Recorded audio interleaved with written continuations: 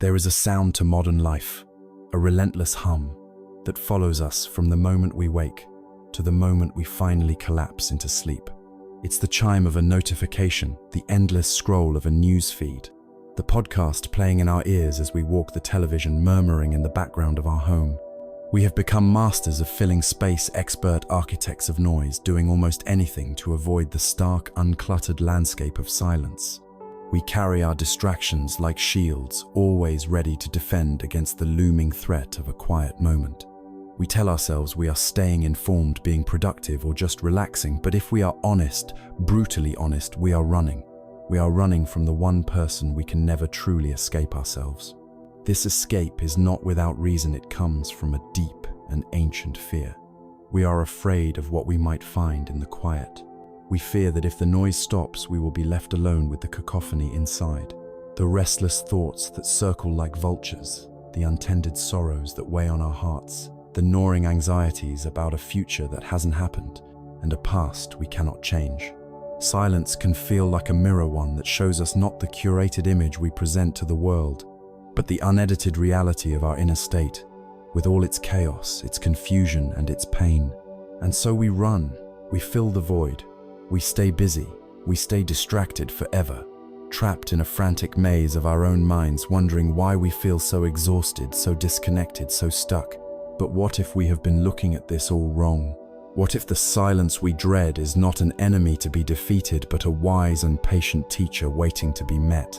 What if that vast, intimidating quiet is not empty, but is instead profoundly full, holding the clarity, the peace, and the freedom we have been so desperately seeking in the outside world? This is not a new or fanciful idea.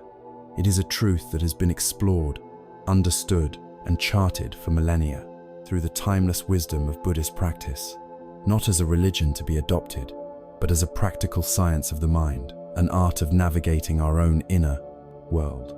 This journey we are about to take together is based on a simple yet transformative premise.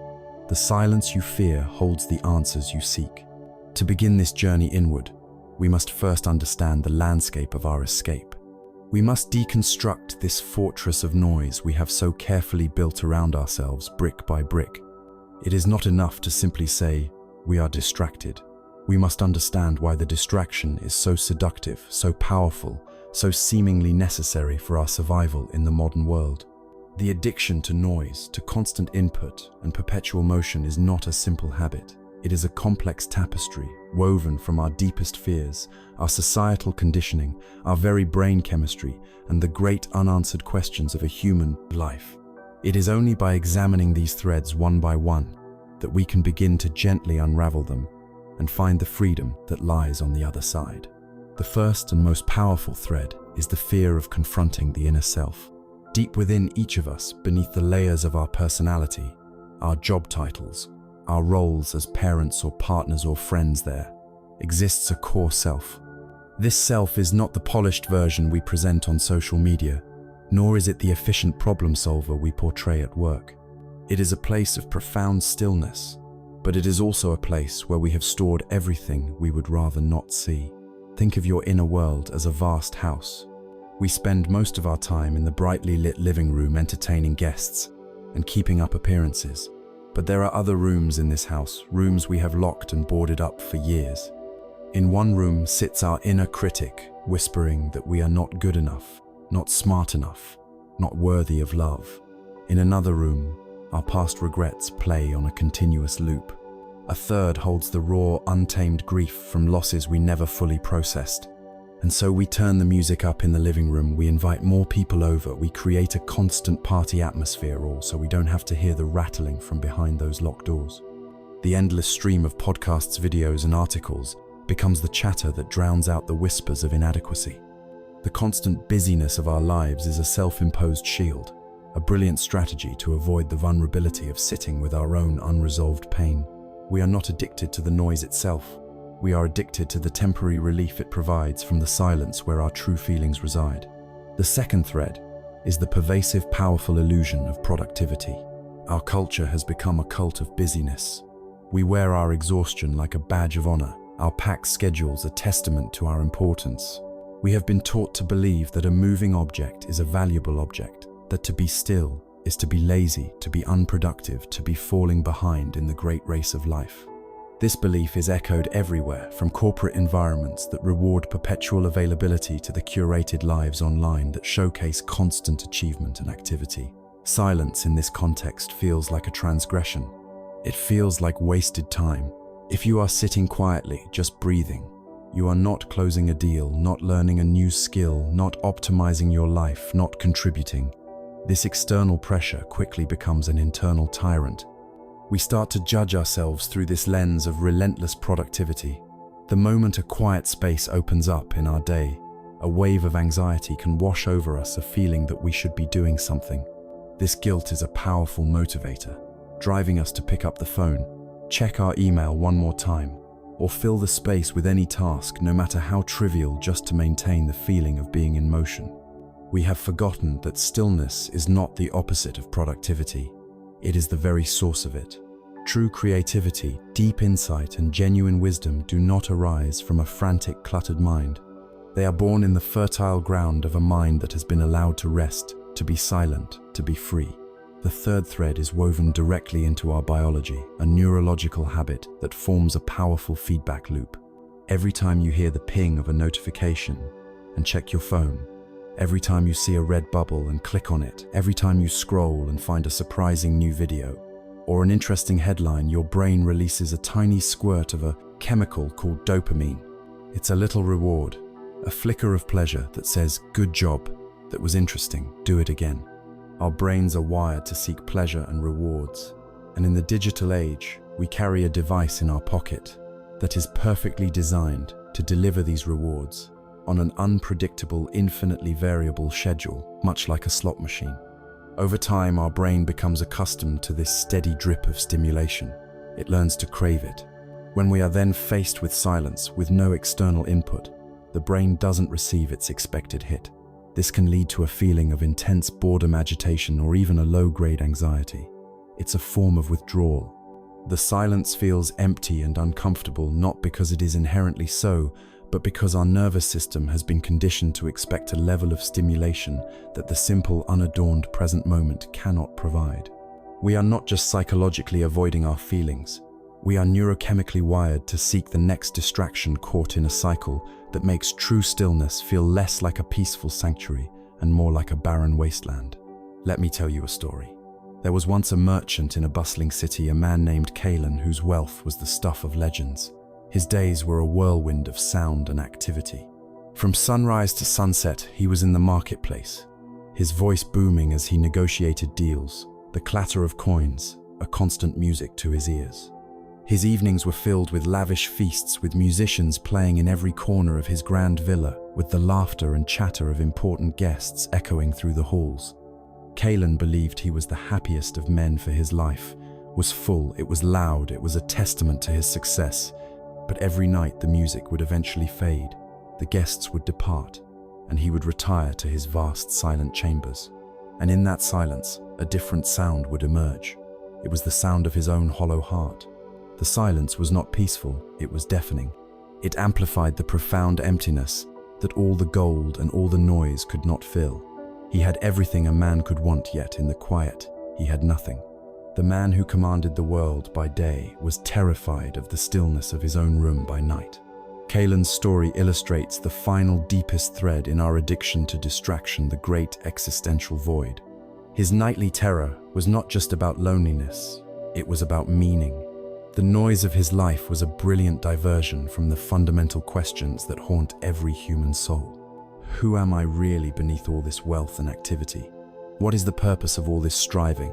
When my life is over, what will have been the point of it all? These are immense, terrifying questions, and it is no wonder we try to avoid them. It is far easier to worry about an upcoming deadline, to get angry about a political headline, or to lose ourselves in a television series than it is to confront the vast, uncertain nature of our own existence. Distraction becomes a way to postpone the ultimate conversation with ourselves. We use the small urgencies of daily life to shield ourselves from the ultimate importance of our own mortality and our search for meaning. But the questions don't go away.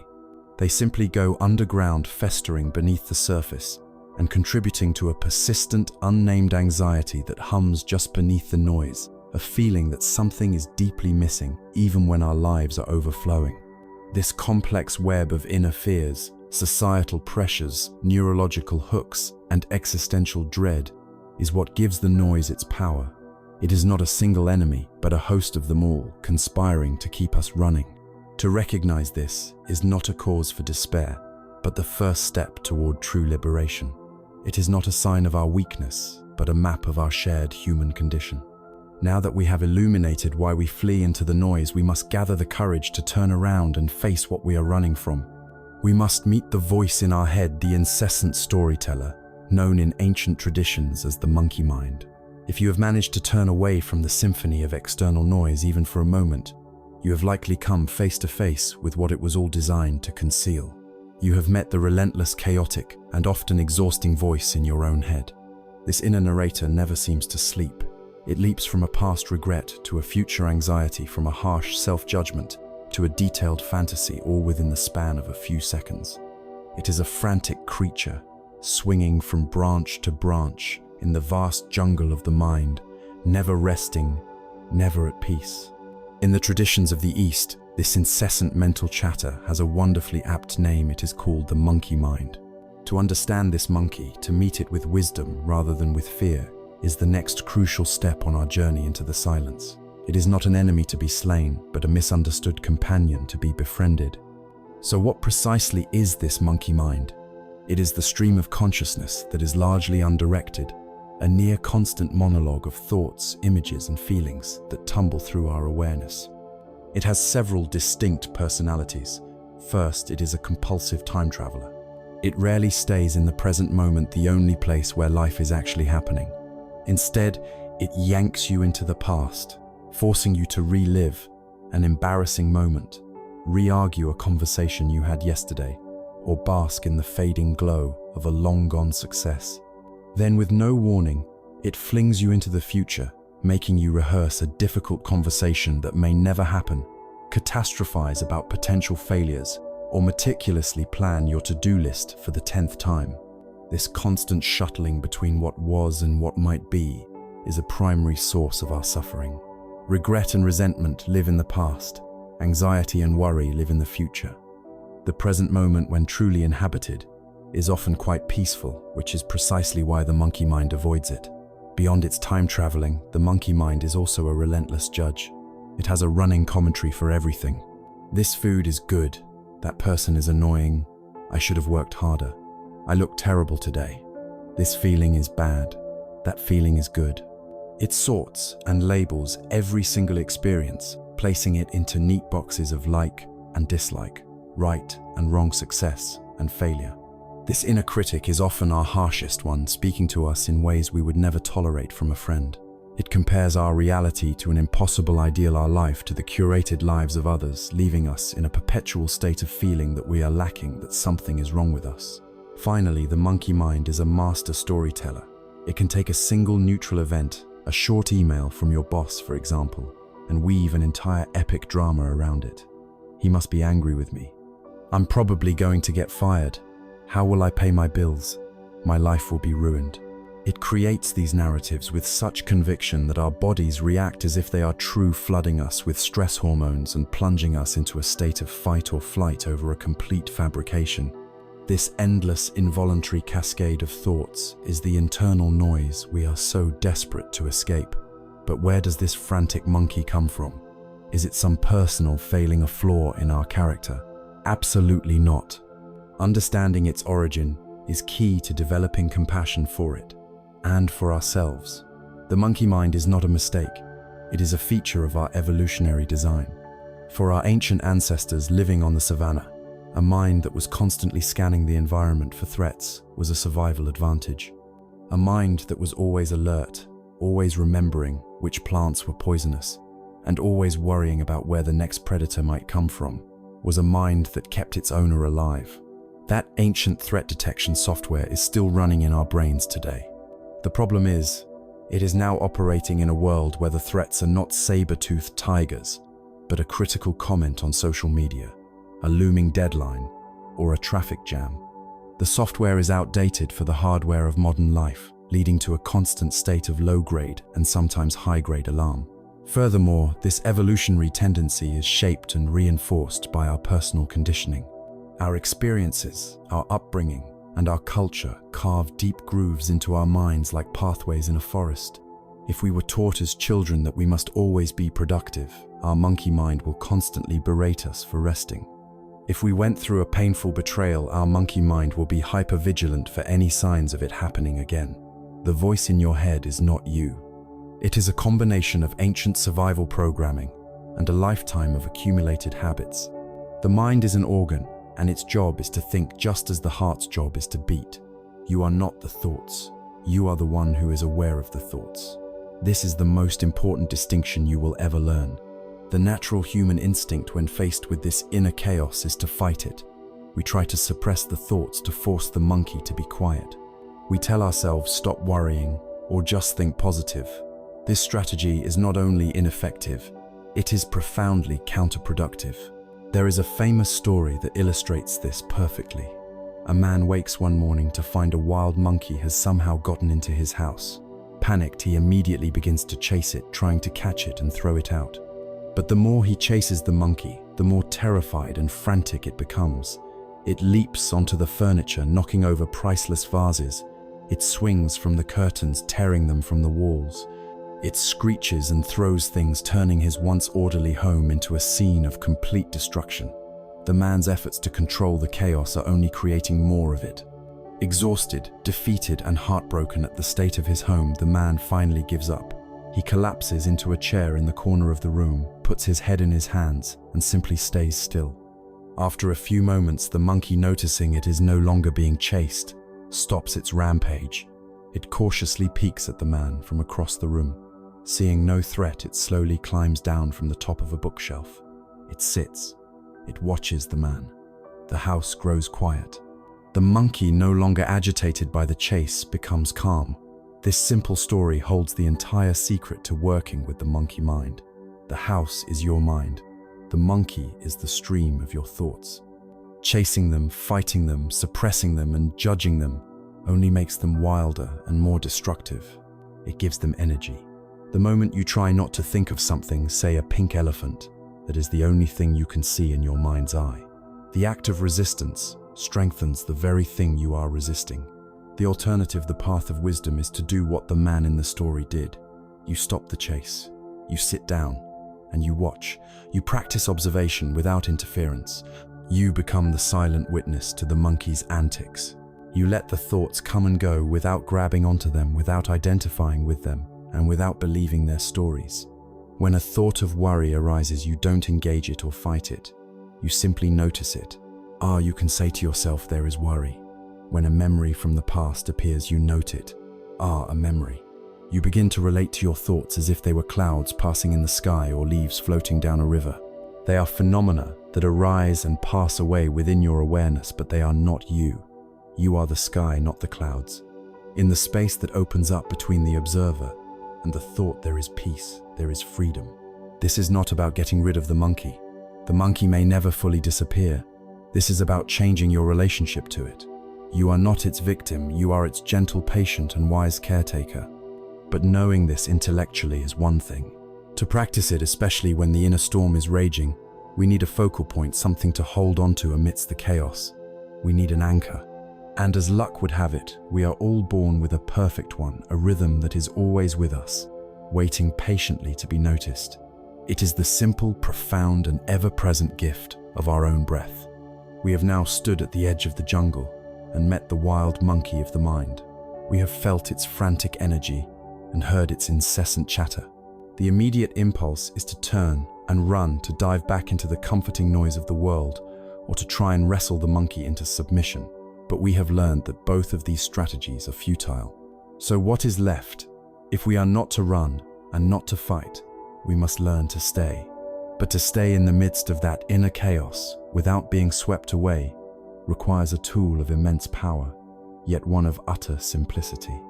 We need a place to rest our attention, a focal point so steady and so present that it can hold us firm while the winds of thought howl around us. We need an anchor. And the miracle is that you already possess one. You have carried it with you every moment of your life, from your very first cry to the gentle exhalation you are releasing right now. This anchor is your breath. Why the breath? Of all the things we could focus on, why this simple, repetitive biological function? Because the breath has several qualities that make it the perfect object for meditation. First, and most importantly, the breath is always in the present moment. Your thoughts can roam across decades, dragging you back to a childhood memory or flinging you into an imagined future, but your breath can only ever be happening right now. You cannot breathe in the past, and you cannot breathe in the future. You can only take this breath, the one happening in this body in this very second. To place your attention on the breath is to tether your awareness to the present moment, pulling it back from the imaginary worlds of past and future, where the monkey mind loves to play. The breath is your lifeline to the now. Furthermore, the breath is the ultimate bridge between your mind and your body. These two are not separate entities, they are intimately connected, and the breath is their constant flowing conversation. Notice how when your mind is anxious or angry, your breath becomes short, shallow, and rapid. When your mind is calm and relaxed, your breath naturally becomes deep, slow, and gentle. This connection is a two-way street. Just as the mind affects the breath, a conscious attention to the breath can affect the mind. By gently resting your awareness on the slow, rhythmic pattern of breathing, you send a powerful signal to your entire nervous system. The signal says, all is well. You are safe. You can stand down from high alert. It is a direct physiological intervention that can soothe agitation and calm a racing mind. And finally, the breath requires no belief. It is not a religious symbol or a complex philosophical concept. It is a universal, empirical reality. It does not matter what you believe or don't believe, you are breathing. It is the common ground of every living human being, a place of focus that is always available, always free, and always true. So let us now together take the first practical step. This is not about achieving a special state, but simply about getting acquainted with your anchor. I invite you to find a comfortable posture. You can be sitting in a chair with your feet flat on the floor or on a cushion on the ground. The key is to find a position that embodies a sense of dignity and wakefulness. Let your back be relatively straight but not rigid, like a mountain that is both solid and at ease. Allow your hands to rest comfortably on your lap. You can gently close your eyes if that feels safe for you, or if you prefer, you can leave them slightly open with a soft, unfocused gaze directed towards the floor a few feet in front of you. Now for a moment, just feel the weight of your body, the points of contact with the chair or the cushion. Simply arrive here in this moment. Now I invite you to gently bring your awareness to the physical sensations of your own breathing. Without trying to change it or control it in any way, just begin to notice it. Your body has been breathing perfectly its entire life without any conscious effort from you. Your only task now is to feel it happen. You might notice the sensation of the air as it enters your nostrils, perhaps feeling slightly cooler on the in-breath and warmer on the out-breath. Or you might rest your attention on the gentle rise and fall of your chest. Or perhaps you can feel it most clearly in the expansion and softening of your abdomen as your belly rises with the in-breath and falls with the out-breath. It doesn't matter which sensation you choose. Just pick one spot, the one that feels most clear to you, and let your attention rest there as gently as a butterfly landing on a flower. Feel the full duration of one in-breath from its beginning to its middle to its end.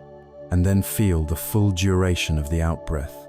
There is nothing else to do, nothing to achieve, just this breath, and now this one. Sooner or later, and probably sooner, you will notice that your mind has wandered. You will find yourself lost in a thought, planning your dinner, replaying a conversation, or worrying about a task. Please listen closely to this next instruction, for it is the most important of all. The moment you realize your mind has wandered is not a moment of failure. It is a moment of pure success. That moment of realizing, oh, my mind is gone, is a moment of mindfulness itself. You have woken up from the dream of thought. When this happens, there is no need for frustration or self-criticism. Do not scold the monkey mind. Simply and gently acknowledge where your mind went. Thinking or worrying. and then with infinite patience and kindness gently guide your attention back to the felt sense of the breath. This is the entire practice. Breathing in, breathing out, noticing the mind has wandered, and gently, compassionately returning, over and over again. Each return is like a bicep curl for the muscle of your attention. Think of it this way. Your mind is like a great ship on the ocean. The thoughts, the emotions, the stories of the monkey mind are the weather. Sometimes the sea is calm and the sky is clear. Other times a violent storm erupts with towering waves of anxiety and fierce winds of anger. As a sailor on this ship, you cannot control the weather. The storms will come, but what you can do in a storm is drop an anchor. The breath is your anchor. When you place your attention on the breath, you have dropped the anchor. The ship of your mind might still be tossed about by the waves. The rain may still lash against the deck. The anchor does not make the storm disappear. What it does is prevent you from being swept away, from being lost in the vast, terrifying ocean of your thoughts. It holds you steady in the midst of the chaos. It gives you a place of stability, a reference point, a home base to which you can always return. Every time you return your attention to the breath, you are strengthening that anchor chain. You are teaching your nervous system that even in a storm there is a place of refuge within you. This simple act powerfully shifts your body out of its stress-induced fight or flight mode and into a state of rest and recovery. It is a profound act of self-care. Now that we have this anchor, we are no longer as afraid of the storm. We have found a place of stability from which we can begin to look at the storm itself with curiosity instead of fear. We can learn to watch the clouds of thought as they roll across the sky of our mind without being carried away by them. With our hand held steady by the anchor of the breath, we are no longer in danger of being swept away by the storms of the mind. We have found a small island of stability in the midst of the churning ocean. From this newfound place of refuge, we can now dare to do something truly radical. We can begin to look at the storm itself. We can watch the towering waves of emotion and the fierce winds of thought not with terror but with a calm and discerning curiosity. The greatest source of our suffering is not the existence of thoughts themselves, but our unquestioning belief in them. We don't just have a thought, we become the thought. When the thought "I am not good enough" arises, we don't perceive it as a fleeting mental event. We experience it as a fundamental truth of our being. We fuse with it, and our entire world shrinks to the size of that painful belief. The journey we are embarking on now is the sacred art of unfusing, of learning to see that thoughts are just thoughts, visitors passing through the vast house of our mind, not the owner of the house itself. The first and most liberating step in this process is to create a space between the observer and the observed. You must come to see in your own direct experience that you are not your thoughts. You are the awareness of your thoughts. Imagine you are sitting in a dark movie theater. On the screen, a dramatic film is playing. There are scenes of joy, scenes of terror, scenes of heart-wrenching sadness. The film is incredibly compelling, and for a while you forget you are in a theater. You are completely lost in the story, your heart pounding during the chase scenes, tears welling up during the tragedies. Then for a moment you remember where you are. You feel the seat beneath you, you notice the silent person sitting next to you. You become aware of the quiet, dark space of the theater itself. In that moment, you are still watching the film, but you are no longer lost in it. You have remembered that you are the audience, not the character on the screen. This is precisely the shift we are learning to make in our own minds. The thoughts, emotions, and sensations are the movie. Your awareness, your consciousness, is the silent, unchanging space of the theater in which the movie is playing. Learning to rest as that awareness rather than constantly jumping into the film is the key to inner freedom. To help us practice this, we can use a simple yet profoundly effective technique known in mindfulness circles as labeling or noting. It is the gentle act of placing a soft mental word on our experience as it happens. When you are anchored in the breath and you notice the mind has been pulled away into a chain of thought, you can gently and without any judgment whisper a label to yourself.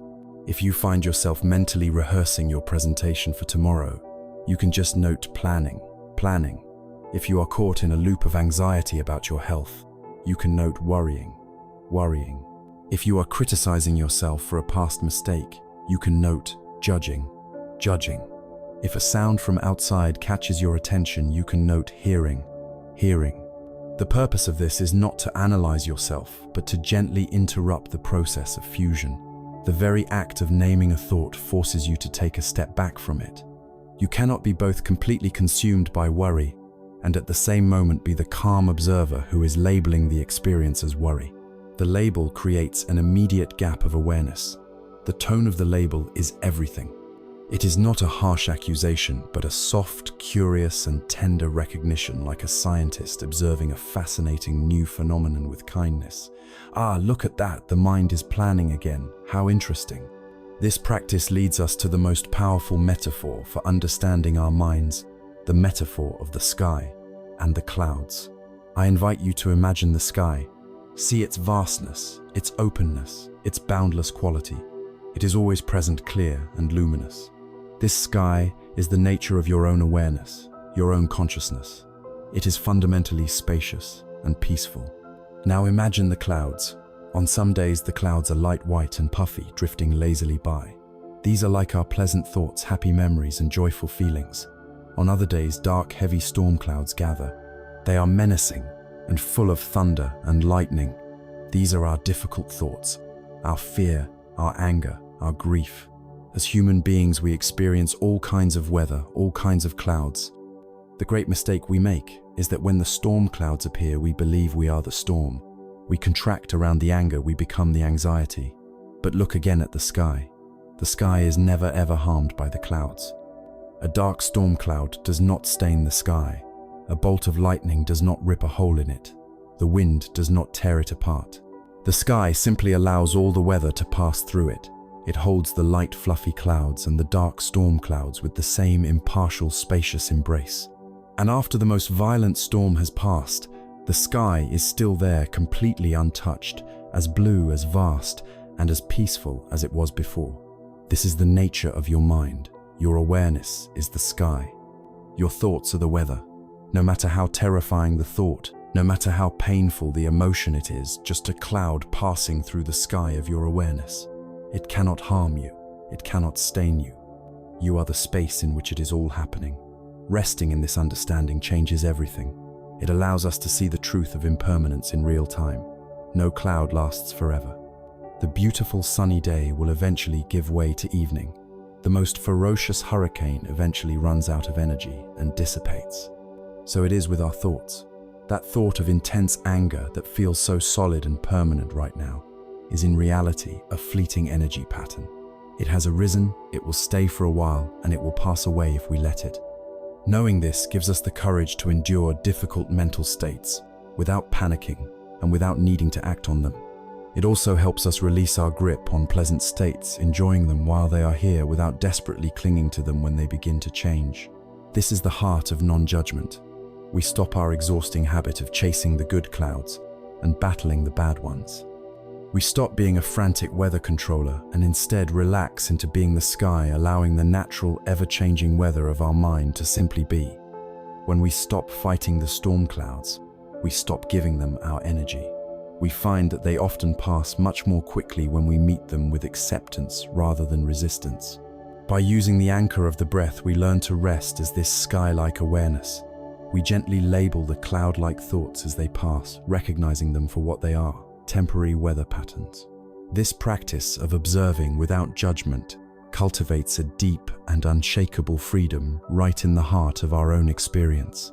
We are no longer a victim of our mental weather. This direct seeing of the transient, fleeting nature of our thoughts is a doorway.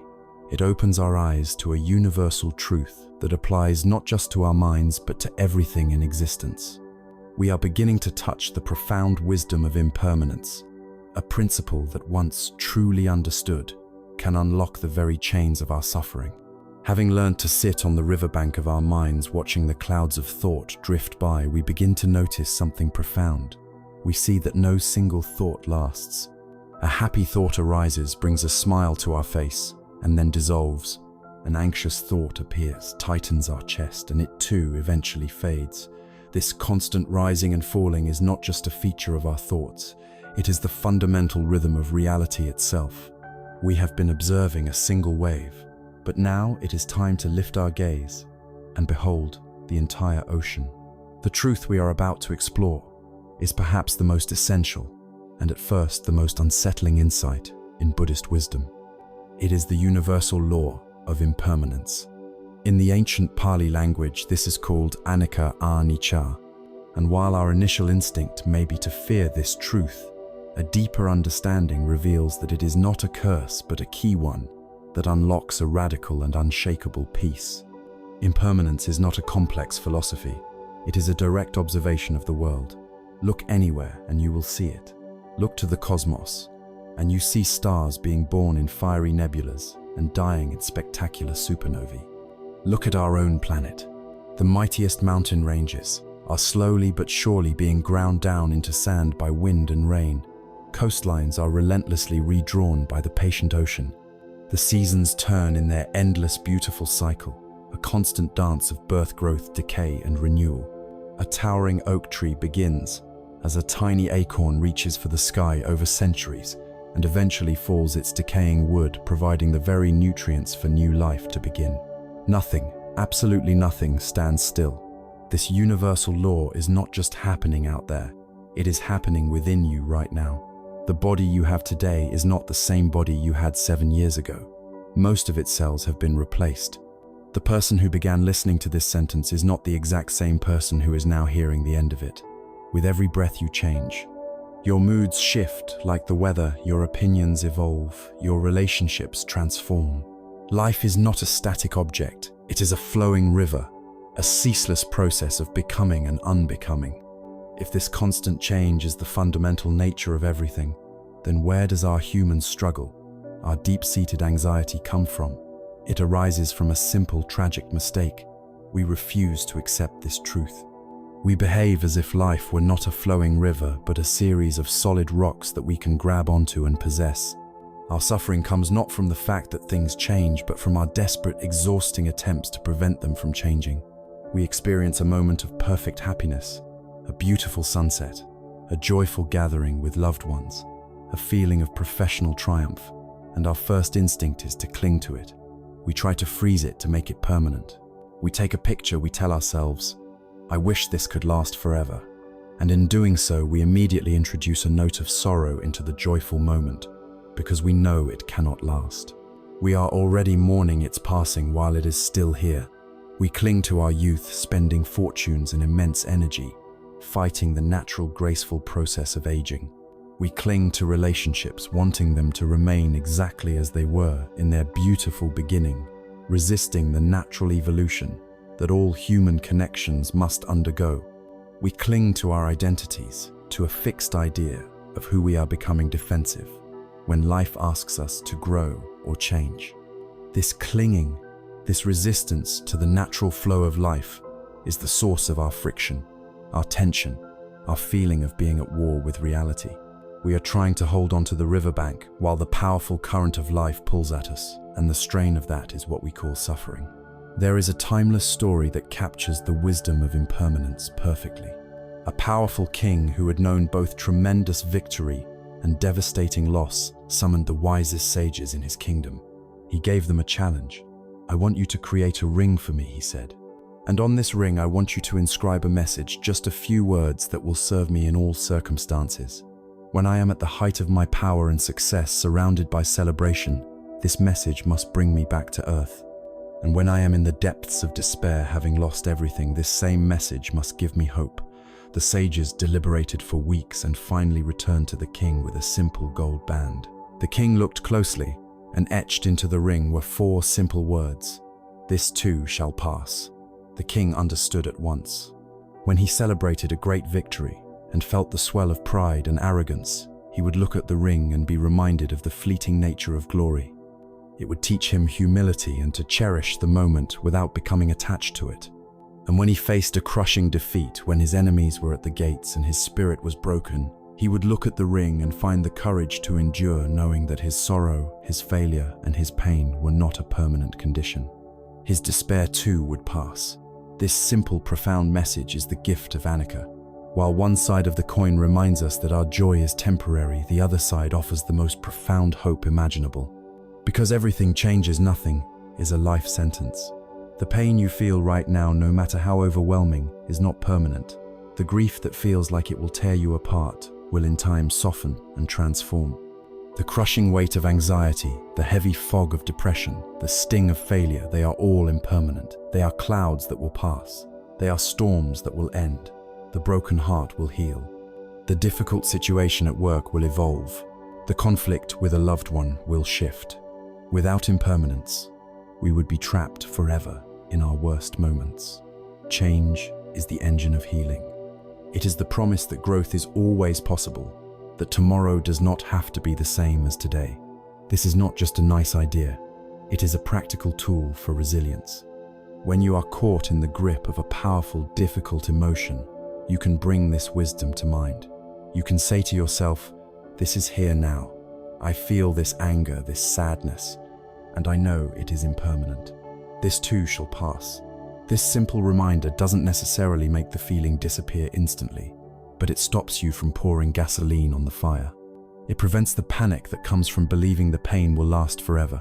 You can learn to observe the changing nature of even physical pain, noticing how it is not a solid monolithic thing, but a shifting pattern of sensations that waxes and wanes.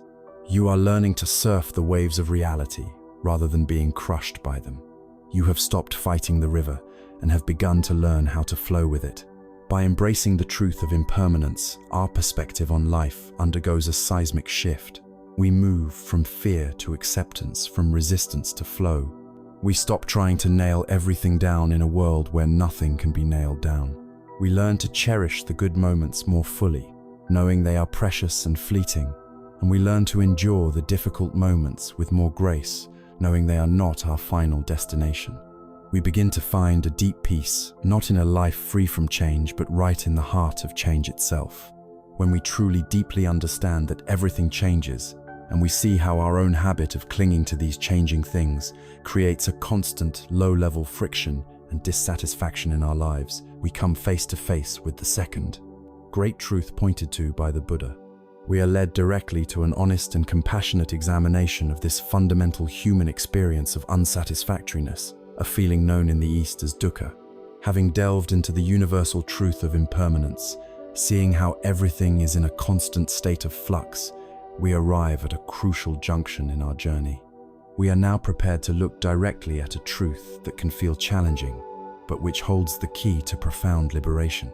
This is the first of the Four Noble Truths taught by the Buddha, the truth of dukkha.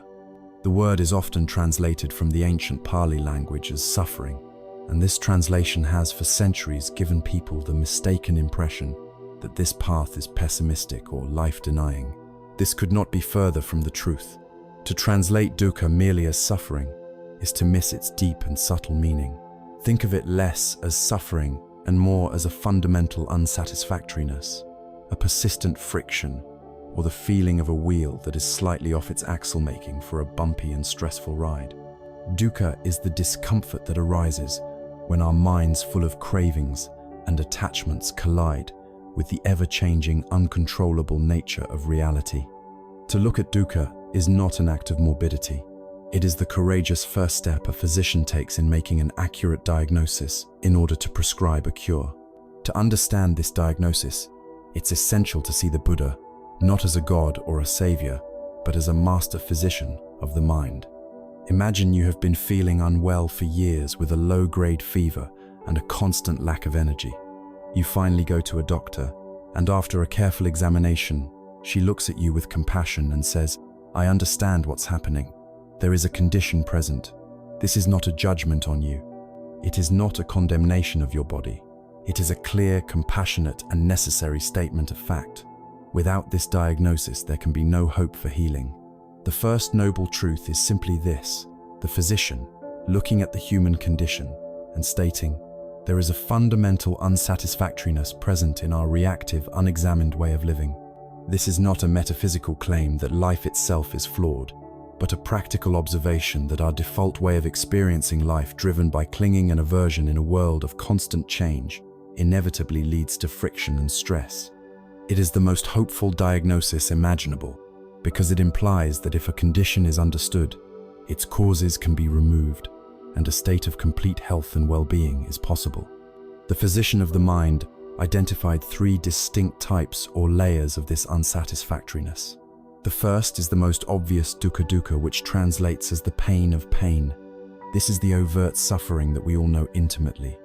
It is the pain of the body, sickness, injury, the aches of aging, the exhaustion of fatigue. It is the pain of the mind and heart, the grief we feel at the loss of a loved one, the sting of betrayal, the fear that arises in the face of uncertainty, the despair that can descend like a heavy fog. This is the raw, undeniable pain of life. No one is immune to it. This path does not pretend this layer of dukkha doesn't exist. It acknowledges it fully and honestly as a shared part of the human experience. The second layer is more subtle. It is called viparinama dukkha, the unsatisfactoriness of change.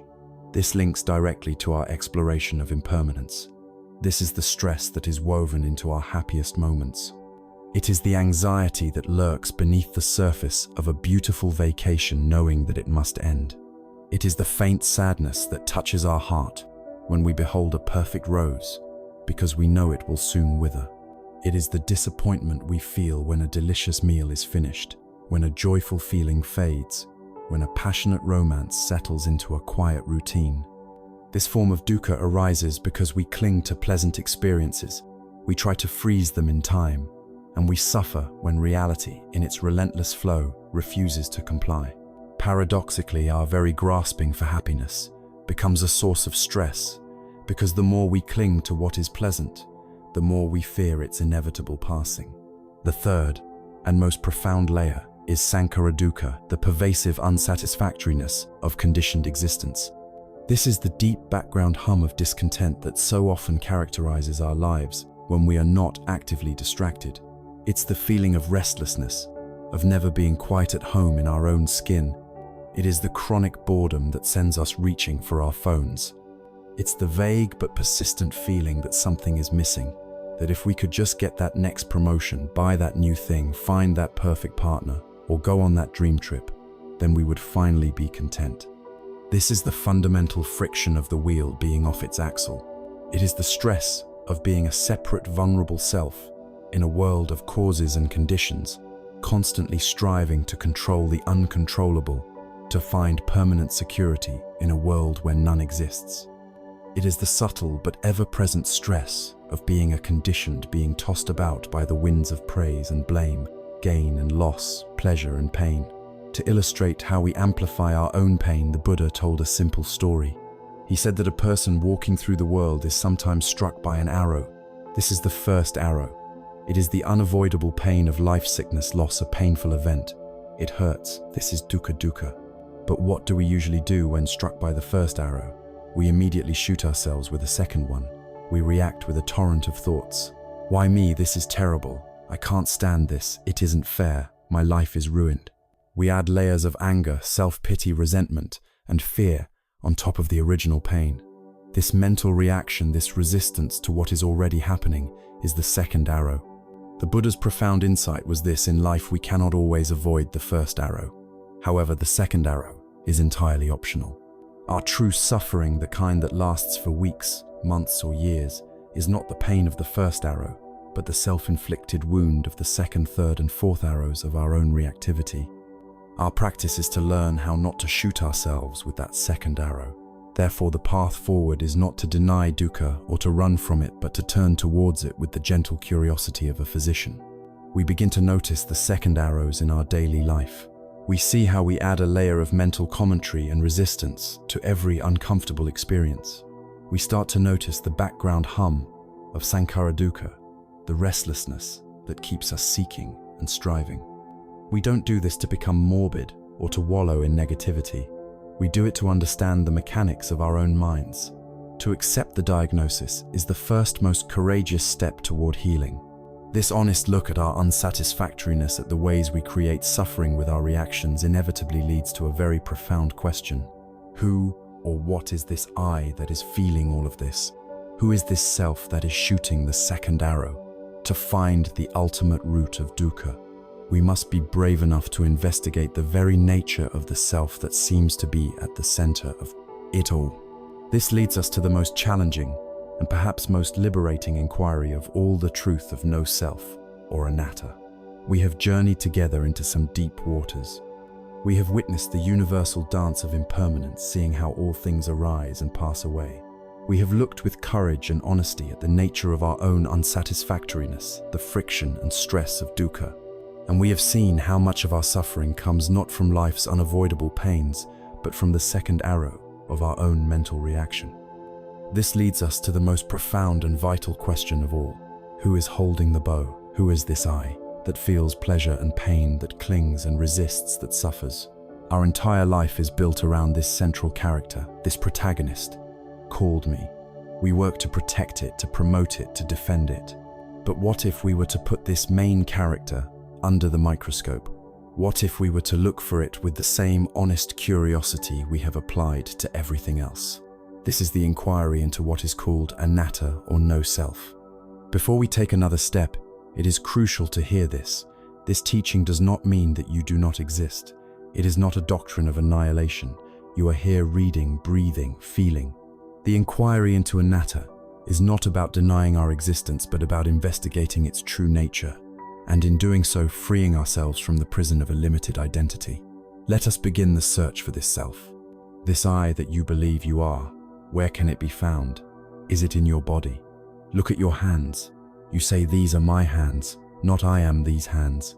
Your body, as we have seen, is in a constant state of flux. Cells are dying and being replaced. It changes with age, with illness, with health. The body is something you have, a temporary vessel, but it cannot be the permanent, unchanging you that you feel you are. So if not, the body is the self to be found in the mind. Let's look at your thoughts. We have already seen that thoughts are like clouds appearing and disappearing in the vast sky of awareness. You can observe your thoughts, so you cannot be them. If you were your thoughts, who would be there to watch them? The same is true of your emotions. Joy, sadness, anger, they are all temporary weather patterns. They visit you, they stay for a while, and they leave. They are experiences that happen to you, but they are not the core of you. What about your name, your job, your history? These are just labels, concepts, stories. You had a different story 10 years ago, and you will have a different one in 10 years. They are useful conventions for navigating the world, but they are not a solid intrinsic self. The more we search for a permanent, independent, unchanging CEO sitting in the control room of our mind, the more we realize an astonishing truth: nobody is there. The control room is empty. This is a famously difficult concept, and an ancient story helps to illuminate it beautifully. Over 2,000 years ago, a Greek king named Milinda, who ruled a kingdom in what is now India, sought out a renowned Buddhist sage named Nagasena. The king, a sharp and logical thinker, wanted to test the sage's wisdom. Upon meeting, Nagasena introduced himself by saying that while the world knew him as Nagasena, this was merely a name, a designation, and that no permanent person could be found. The king was intrigued and challenged him. Pointing to the sage's chariot, he asked, "How did you arrive?" "By chariot," Nagasena affirmed that he had. "Then tell me." The king pressed, "What is this chariot? Is the pole the chariot?" "No, your majesty," replied the sage. "Are the wheels the chariot? Is the axle the chariot? The frame the reins?" With each question, Nagasena answered, "No, your majesty." Then the king concluded triumphantly, "Is it all of these parts put together that is the chariot?" "No, your majesty," Nagasena said calmly. "Is it something outside of these parts?" "No, your majesty." The king was flummoxed. "Then, venerable sir, you are lying. There is no chariot." Nagasena then smiled and turned the question back on the king, asking if his robes, his skin, his bones, or his brain were King Milinda. The king was forced to admit they were not. Nagasena then delivered the final, profound point. Just as chariot is a convenient name, we give to a collection of parts assembled and functioning in a particular way, so too is self, or Milinda, or Nagasena, simply a convenient name. Give to a collection of physical and mental processes. When we look closely, there is no separate solid entity to be found. This collection of parts that we mistake for a solid self was categorized by the Buddha into 5 groups known as the 5 aggregates, or skandhas. These are the components of our chariot. First, there is form, our physical body with all its senses. Second, there is feeling, the raw primal sensation that arises whenever we make contact with the world. It is either pleasant, unpleasant, or neutral. It's the simple ouch of a stubbed toe, or the ah of a warm bath before any story is added. Third, there is perception, the mental faculty that recognizes and labels. It sees a shape and says tree. It hears a sound and says car. It feels a sensation and says anxiety. Fourth, there are the mental formations. This is the big, messy, active part of the mind. It includes all our thoughts, our opinions, our biases, our intentions, our habits, our moods, and our desires. The monkey mind lives here. It is the part of us that reacts to the feeling and the perception that creates the stories. Finally, there is consciousness, which is the basic faculty of awareness, the light that allows all the other aggregates to be known. Our sense of I is nothing more than the dynamic, interdependent, and constantly changing process of these 5 aggregates interacting with each other. It is not a thing, but a process, not a noun, but a verb. You are not a static entity. You are a constant unfolding. When we first hear this, it can feel frightening, as if the ground is being pulled out from under us. But I invite you to consider that this might be the most liberating news you will ever hear.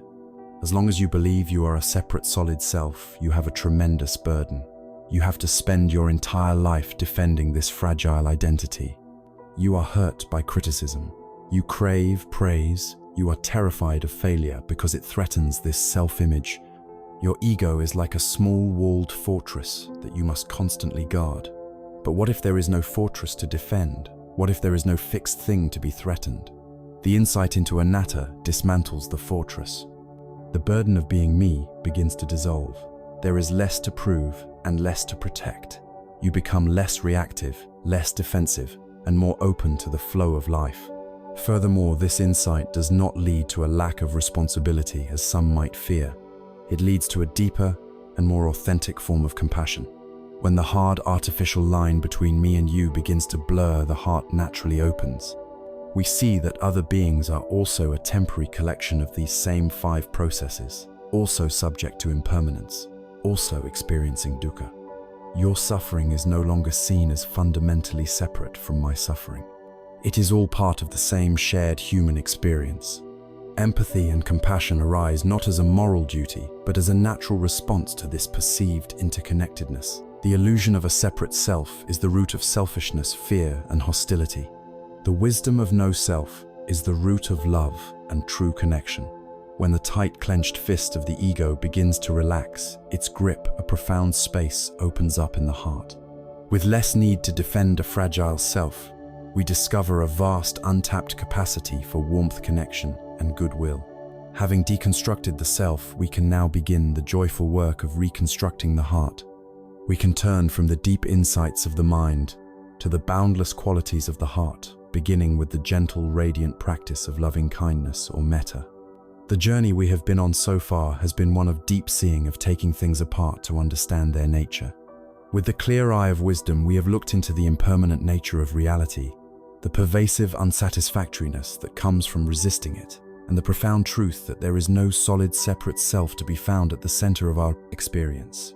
This process of deconstruction can feel like dismantling an engine piece by piece to see why it has been running so poorly. It is essential, it is clarifying, but it is not the final step. Now, having understood the mechanics, we begin the joyful and life-affirming work of reassembly. We move from the cool clarity of the mind to the radiant warmth of the heart. Having taken the self apart, we can now put the world back together in a new way, a way defined not by separation and fear, but by connection and love. We begin this work with the first and most fundamental quality of an awakened heart, the practice of metta or loving kindness. Metta is not a feeling that we must wait to randomly strike us like a lightning bolt of affection. It is a skill, a capacity that can be intentionally cultivated and strengthened, much like a musician practices scales or an athlete trains their muscles. It is the sincere and unconditional wish for the well-being of ourselves and others. It is a gentle, steady warmth, a fundamental friendliness towards all of existence. And the practice of cultivating it, known as metta bhavana, or the development of loving kindness, always begins in a place that our culture often finds uncomfortable or even selfish. It begins with ourselves. The instruction is not to first direct this loving kindness to the world, but to turn it inward toward your own heart. For many of us, this is the most difficult step of all. We are masters of self-criticism, experts in cataloging our own flaws, but amateurs in the art of offering ourselves genuine goodwill. We may think that wishing for our own happiness is self-indulgent, but nothing could be further from the truth. You cannot pour from an empty cup. You cannot offer the world a peace you do not possess yourself.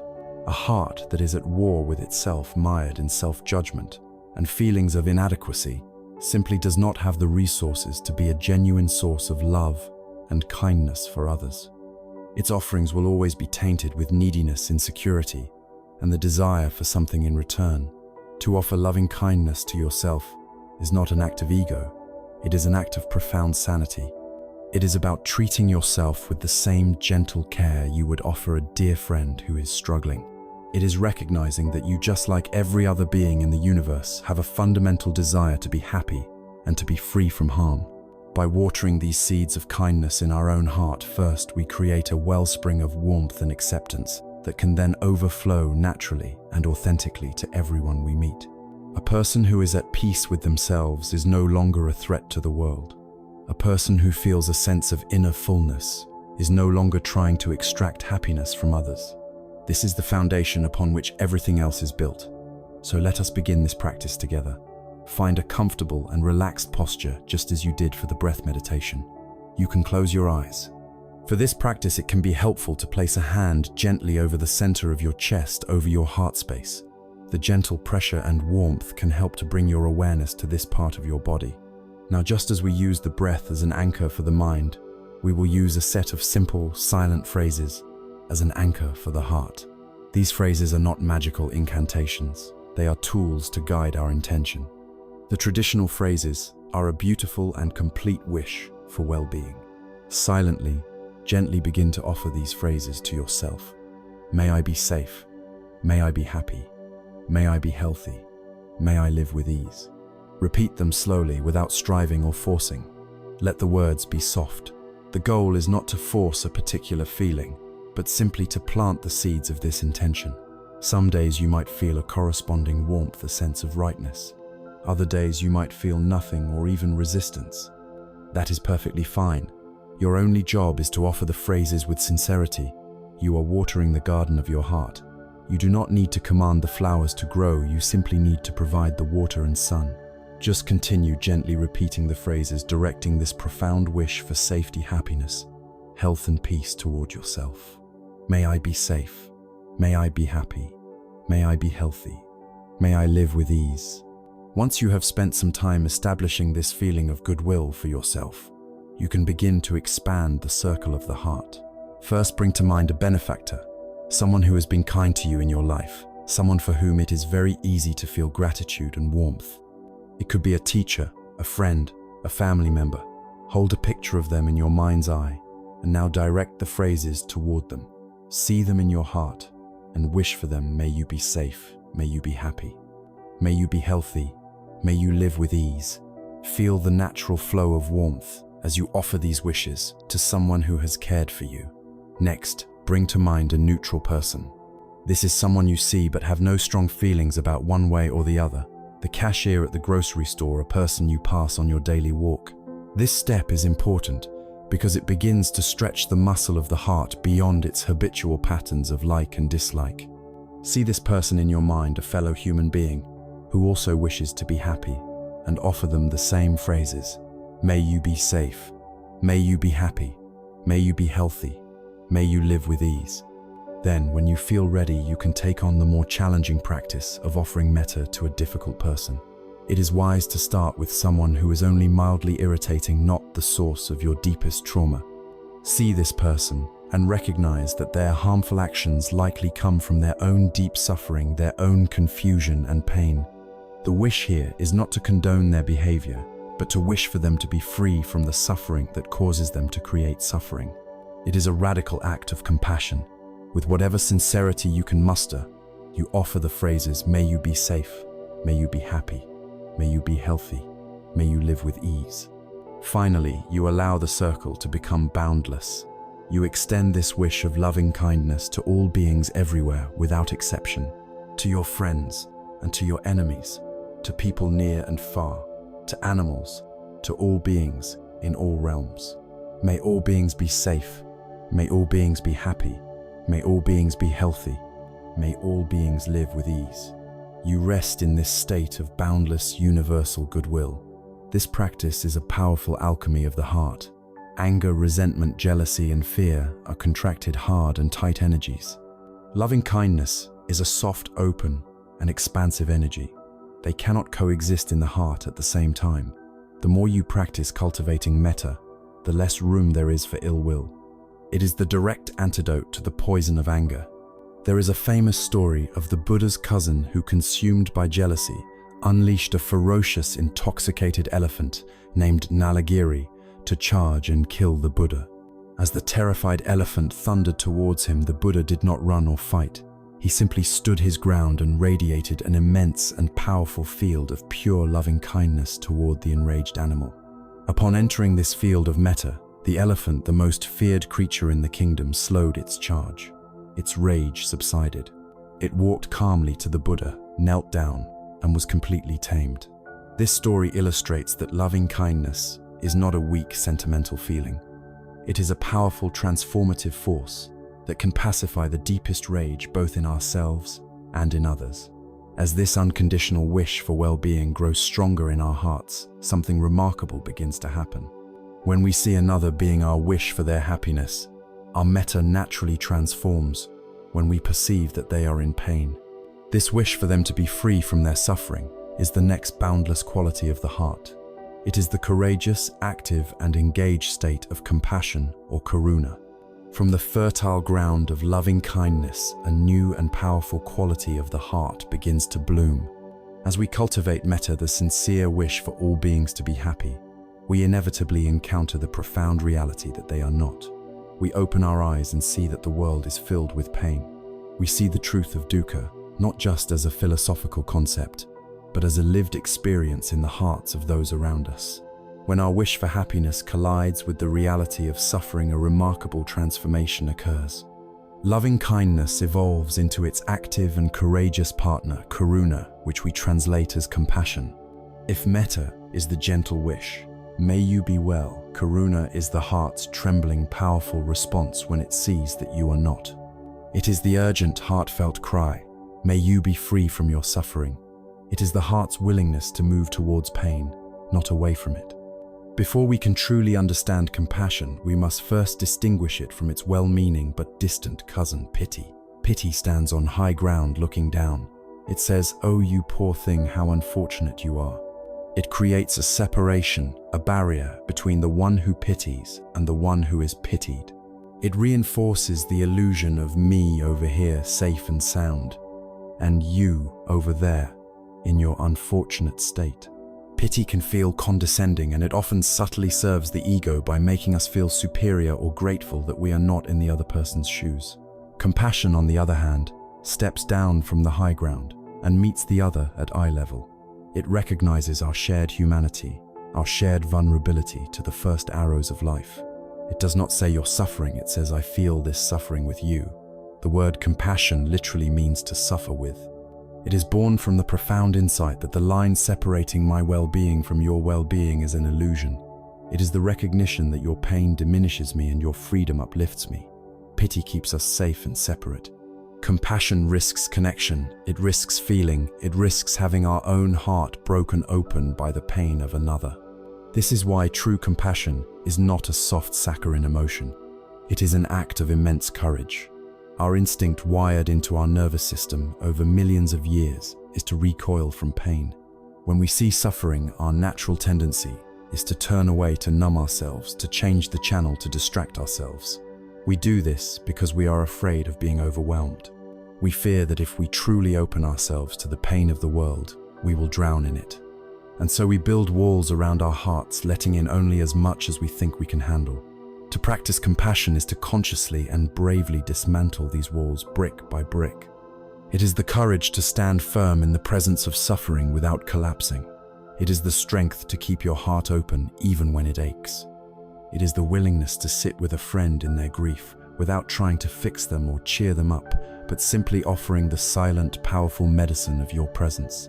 It is the bravery to look at our own pain, our failures, our regrets, our deepest insecurities, with a gentle, non-judgmental acceptance, rather than turning away in shame or criticism.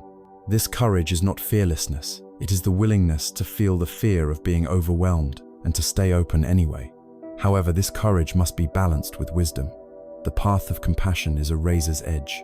On one side is the cold abyss of indifference, and on the other is the swamp of what is called the near enemy of compassion. The near enemy is an unskillful state that looks very similar to the real thing but is subtly corrupted. The near enemy of compassion is overwhelming grief, sentimental pity, or empathic burnout. This is what happens when we lose our center and become completely consumed by the suffering we are witnessing. We become so enmeshed in the other person's pain that we lose our capacity to help. Our heart is open, but it is no longer resilient. We drown alongside the person we are trying to save. True wise compassion, karuna, is not just feeling the pain. It is the combination of feeling that pain and holding a steady, unwavering intention to alleviate it, all while maintaining our own balance. It is a tender heart, protected by a strong back. It is the ability to be both soft and resilient, to feel deeply and yet not be swept away. How then do we cultivate this courageous and wise compassion? Just like metta, it begins with ourselves. We must learn to turn the gentle gaze of compassion inward. When you make a mistake, when you are clumsy, when you fail at something, what is your first reaction? For most of us, it is the harsh voice of the inner critic. We practice compassion for ourselves when we learn to meet these moments with kindness instead. We can say to ourselves, "This is a moment of suffering. It hurts to fail. May I be gentle with myself in this pain." We also practice by consciously training the heart. We can use the breath as a tool. In a quiet moment, you can bring to mind someone who is suffering. As you breathe in, you can imagine that you are breathing in the darkness of their pain, their fear, their sorrow, taking it into your strong and spacious heart. You do this not to hold on to it, but to transform it. And as you breathe out, you imagine breathing out light peace relief and comfort, sending it to them with all your being. Breathing in your pain, breathing out my peace. This is a powerful, imaginative practice that trains the heart to move towards suffering with the intention of healing. There is a poignant story from the Buddhist tradition that perfectly illustrates this journey from personal grief to universal compassion. A young woman named Kisa Gautami was driven mad with grief when her only child died. Clutching the body of her son, she ran through the streets begging everyone she met for a medicine that could bring him back to life. Some mocked her, others turned away in pity, until one wise man directed her to the Buddha. She laid her son at the Buddha's feet and pleaded for help. The Buddha looked at her with immense compassion and said, "There is only one medicine that can help you. Go into the city and bring me back a single mustard seed from a house where no one has ever died." Hopeful Kisa Gautami went from house to house. At the first house, the people were happy to give her a mustard seed, but when she asked if anyone had ever died there, they said, "Oh yes, we have lost many loved ones." It was the same at the next house, and the next and the next. She went to every house in the village, rich and poor, and the answer was always the same. There was no house untouched by death. Slowly, the profound truth began to dawn on her. Her own personal, unbearable grief was not unique. It was a shared, universal human experience. In that moment, her focus shifted from the closed fist of her own pain to the open heart of shared suffering.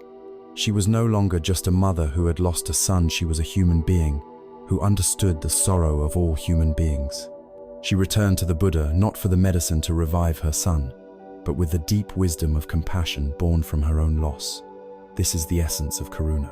It is the understanding that our own broken hearts can be the very source of our connection to all of life. When we have the courage to meet suffering our own and others with an open and steady heart, we discover a love that is not dependent on circumstances being pleasant. It is a love that is strong enough to hold the whole world. With a heart that has been widened by both loving kindness and compassion, we are now ready to experience a different kind of joy, a joy that is not self-centered, but celebratory and shared. We are ready to cultivate the boundless quality of mudita, or sympathetic joy, Having journeyed through the deep valley of compassion, learning to sit with the reality of suffering, we now climb to a sunlit peak. A heart that is only open to pain, however, courageous, can become heavy and burdened. To be truly balanced and resilient, it must also be able to open itself to joy. It must learn not only to weep with those who weep, but to celebrate with those who celebrate. This brings us to the third of the four boundless qualities of the heart, a radiant and often overlooked practice called mudita, which can be translated as sympathetic or appreciative joy. If metta is the wish for happiness, and karuna is the response to suffering, mudita is the heart's wholehearted participation in the happiness and success of others. It is the ability to delight in their good fortune, to feel their joy as if it were our own. In a world that is so often driven by competition and comparison, the cultivation of mudita is a truly revolutionary act. To understand the power of mudita, we must first be honest about the formidable force it stands against, the poison of envy and comparison. We live in a culture that has turned comparison into a constant low-grade fever. It is the unspoken assumption that life is a zero-sum game, a race with a limited number of prizes. We scroll through the highlight reels of other people's lives, seeing their perfect vacations, their career triumphs, their beautiful families, and their creative achievements. With each post, a quiet, insidious voice in our mind begins its toxic whisper. Look at them. Why isn't my life like that? They have so much, and I have so little. I must be falling behind. I must not be good enough. This is the scarcity mindset of the heart. It operates on the false belief that happiness is a finite resource, a pie with only so many slices. If someone else gets a big slice of success, our own slice must surely be smaller. This mindset pits us against each other, turning friends into rivals, and turning the world into a vast competition. We can never win. Envy is the painful emotion born from this mindset. It is a bitter cocktail of desire, resentment, and a feeling of personal inadequacy. When we hear of a friend's promotion instead of pure joy for them, we might feel a pang of anxiety about our own career stagnation. When we see a colleague praised for their work, a part of us might feel diminished. Envy is a lonely and isolating prison. It shrinks our world down to what we lack. It convinces us that the light shining on someone else somehow casts a shadow upon us. This is the source of immense self-created suffering. We are robbing ourselves of the opportunity for connection and joy, all because of a mistaken belief in scarcity. Mudita is the antidote. It is the radical and liberating declaration that joy is not a finite resource. It is infinite. A single flame can light 1,000 other candles without its own light being diminished in the slightest. In fact, the more candles it lights, the brighter the entire room becomes. Mudita is the realization that to celebrate another's joy does not take away from our own. It multiplies the sources of joy available to us. It is the abundance mindset of the heart. When we cultivate mudita, we are no longer limited to feeling happy only when good things happen to us. We can now tap into the happiness of every single being around us. Our friend's success becomes our success. A stranger's moment of delight becomes our delight. The world transforms from a competitive arena into a vast festival of shared joy. The prison walls of envy dissolve, and we are freed into a much larger, more vibrant, and more loving world. Like the other heart practices, mudita is a skill we can intentionally cultivate. The practice begins, as always, where it is easiest. Take a moment to sit quietly. Bring to mind a person you love dearly, someone whose happiness genuinely makes you happy. Perhaps it is a close friend, a child, or a mentor. Now think of a specific instance of their good fortune. Picture them receiving a piece of wonderful news, achieving a long-held goal, or simply laughing with pure, unadulterated delight. As you hold this image in your mind, notice the feeling that arises in your own heart. Allow yourself to fully feel the joy for them. Don't just think, "I'm happy for them." Try to feel their happiness inside your own body. Let a smile come to your face. And then you can add the active ingredient, the wish for that joy to continue and expand. You can use silent phrases such as, "I am so happy for you. May your joy and good fortune continue. May they grow and blossom." Rest in that feeling of shared celebration. As the practice strengthens, you can begin to expand the circle. You can bring to mind an acquaintance and celebrate their successes. The most advanced and most transformative stage of the practice is to try and offer mudita to someone you envy, a rival or competitor. This is not easy, and it requires great honesty and gentleness. You bring this person to mind and acknowledge the feeling of envy without judging yourself for it. Then you can try to shift your perspective. You can acknowledge that their success does not diminish you. You can recognize that they too are a human being who wishes to be happy, and that their happiness is in itself a good thing in the world, independent of you. With whatever small sincerity you can find, you can try to offer the wish, may your happiness continue. Even if it feels mechanical at first, the intention itself begins to soften the hard edges of envy. It is also vital to cultivate mudita for ourselves. This is a form of joy that many of us are deeply uncomfortable with. We are quick to see our flaws, but we often dismiss our own successes or good qualities. Self-mudita is the practice of learning to appreciate our own goodness without falling into arrogance. It is taking a moment at the end of the day to acknowledge a moment where you acted with kindness, where you showed courage, where you completed a difficult task. It's not about puffing up the ego, but about a quiet, grateful recognition of your own strengths and positive actions. That was a moment of generosity. I am glad I have that capacity. When we learn to celebrate ourselves in this gentle way, it becomes infinitely easier to celebrate others. Mudita completely rewires our relationship to joy. It frees us from the exhausting and painful cycle of comparison and envy. It deepens our relationships as people are naturally drawn to those who can genuinely share in their happiness. It creates a powerful upward spiral of positivity in our lives. As our hearts become more accustomed to celebrating, we find more and more to celebrate. Having cultivated the wish for all beings to be happy, metta the courage to be with them in their suffering, karuna, and the ability to rejoice in their good fortune, mudita, we now have a heart that is immensely powerful, open, and engaged. But to be complete, it needs one final quality, a quality that will hold and balance all the others. We need the wisdom that keeps the open heart from being thrown into turmoil by the endless ups and downs of life. This is the quality of upekkha, or equanimity. We have journeyed through the vast open fields of the heart. We have planted the seeds of loving kindness, wishing for the happiness of all beings. We have walked with courage into the valley of compassion, wishing for all beings to be free from suffering. We have climbed to the sunlit peak of sympathetic joy, learning to celebrate the good fortune of others. Our hearts are now more open, more engaged, and more connected than ever before. But a heart that is so open is also vulnerable to the turbulent weather of the world. It can be pulled into attachment by love, drowned in sorrow by compassion, and carried away by excitement and joy. To bring these powerful emotions into perfect balance, to allow us to love the world completely without being destroyed by it, we need a fourth and final quality. This quality is the grounding force, the steady center, the unshakable peace that holds all the others. This is the profound and quiet wisdom of upekkha, or equanimity. Of all the qualities of the heart, equanimity is the most easily misunderstood. Hearing the word, we might imagine a cold detachment, a distant apathy, or an emotional flatness. We might picture someone who has shut down their heart to avoid being hurt. This is not equanimity. This is indifference, and it is the opposite of this practice. Indifference comes from a place of fear, a closing of the heart. Equanimity comes from a place of immense courage, a heart so open and vast that it is no longer tossed about by the changing tides of life. Imagine a skilled and compassionate surgeon about to perform a life-saving operation. She cares deeply for her patient.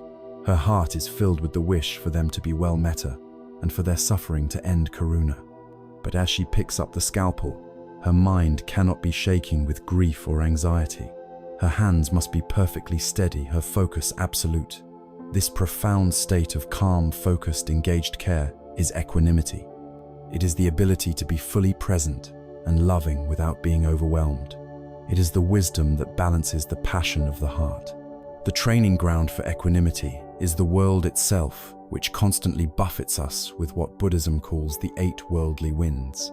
These are the 4 pairs of opposites that threaten to knock us off our center. They are pleasure and pain gain, and loss praise, and blame, and fame, and disrepute. Our entire unexamined life is a frantic dance according to these winds. We spend our days chasing pleasure and running from pain. We feel elated when we gain possessions, status, or money, and we despair when we lose them. Our ego inflates like a balloon when we receive praise and validation, and it shatters into a million pieces at the slightest touch of blame or criticism. We work tirelessly to cultivate a good reputation, a public image of success and goodness, and we live in constant fear of being misunderstood or publicly shamed. To live this way is to be a leaf in the wind, constantly tossed about, with no inner stability. A mind with equanimity is like a great ancient mountain.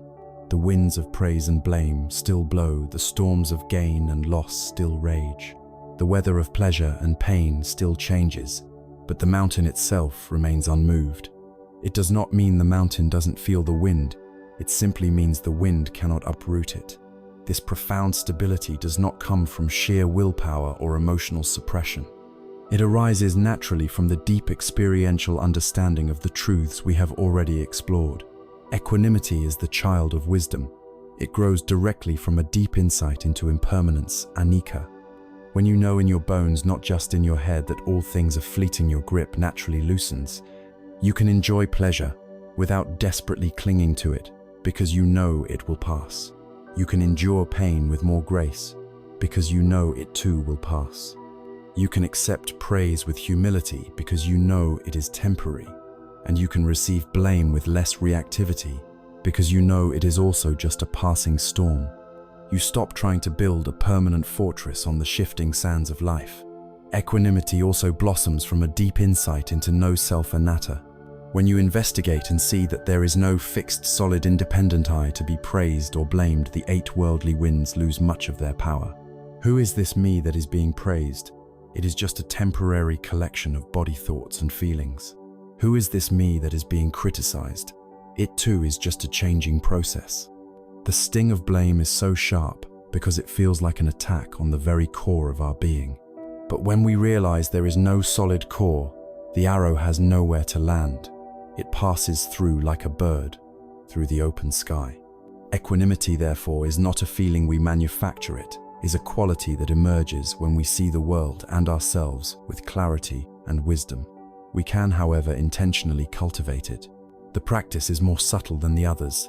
It is a practice of contemplation and wise reflection. You can begin by bringing to mind a person for whom you feel a simple, uncomplicated goodwill.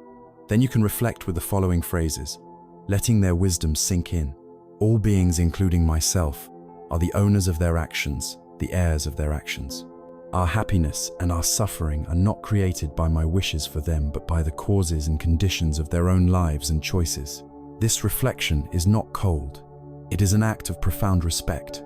It frees us from the exhausting burden of trying to be the savior and controller of everyone's life. It allows us to love someone fully without needing them to be a certain way for our own peace of mind. You can also practice with a simple phrase that points directly to the truth.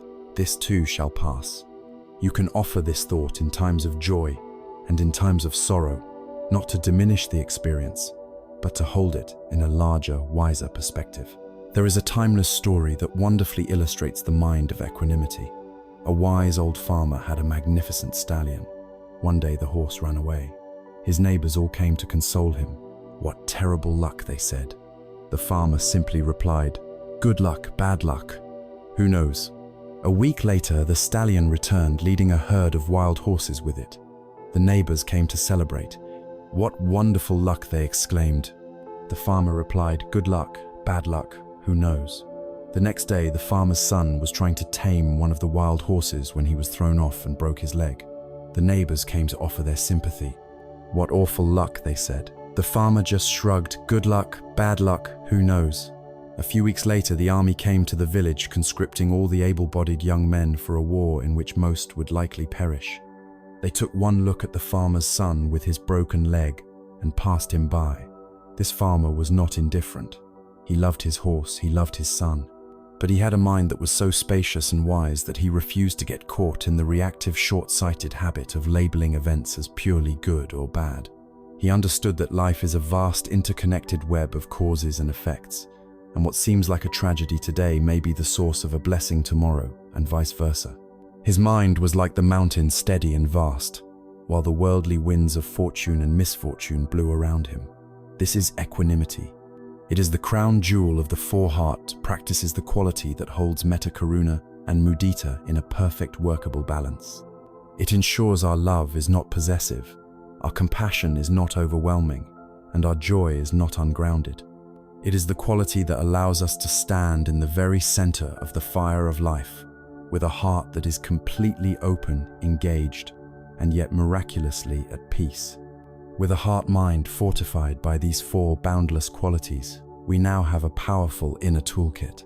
We are no longer defenseless against our own inner turmoil.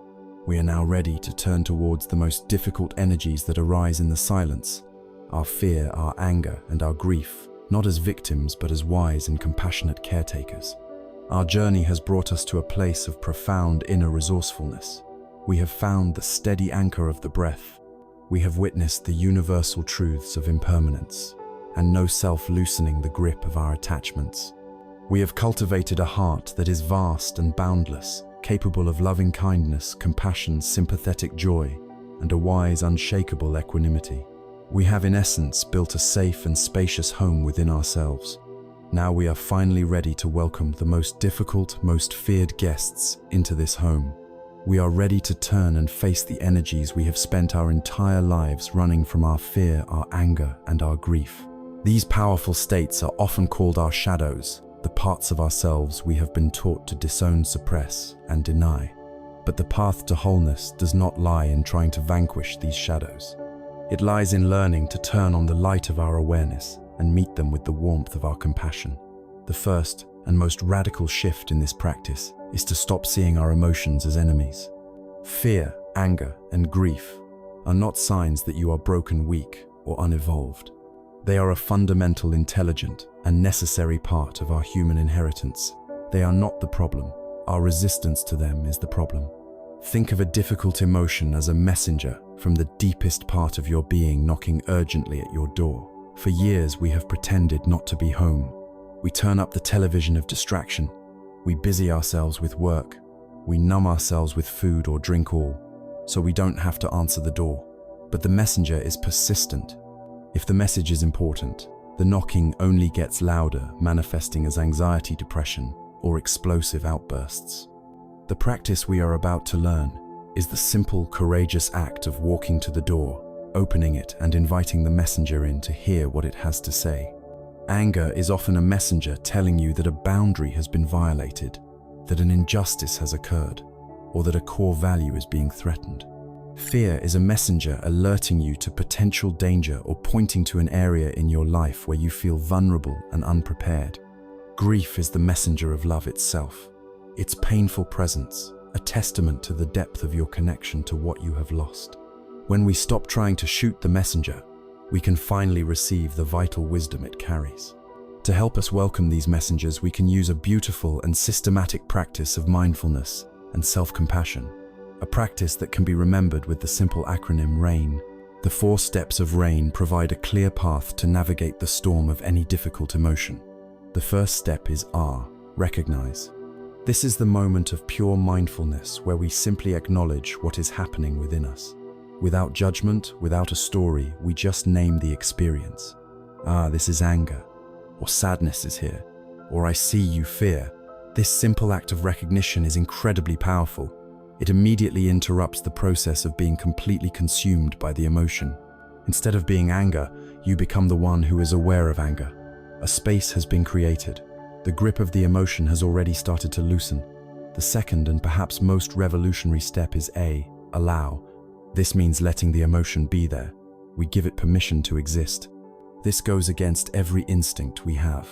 Our entire life has been a training in pushing away what is unpleasant. To allow a feeling means we stop fighting it. We lay down our weapons. We stop tensing our body against it. We stop telling ourselves, we shouldn't be feeling this way. We simply let the wave of emotion move through us without resistance. This doesn't mean we like the feeling. It means we are courageously accepting the reality of the present moment. This is the act that stops us from shooting the second arrow. The first arrow was the event that triggered the anger or fear. The second arrow is our resistance to feeling it. Allowing stops the second arrow in its tracks. The third step is investigate with kindness.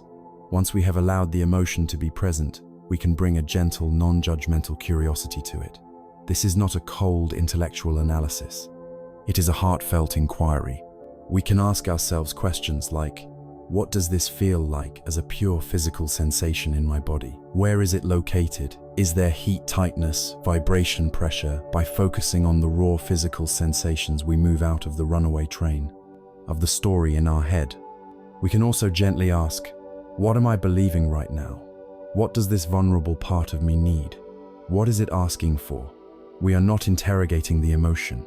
We are listening to it, creating a space for its message to be heard. The fourth and final step is nurture with compassion.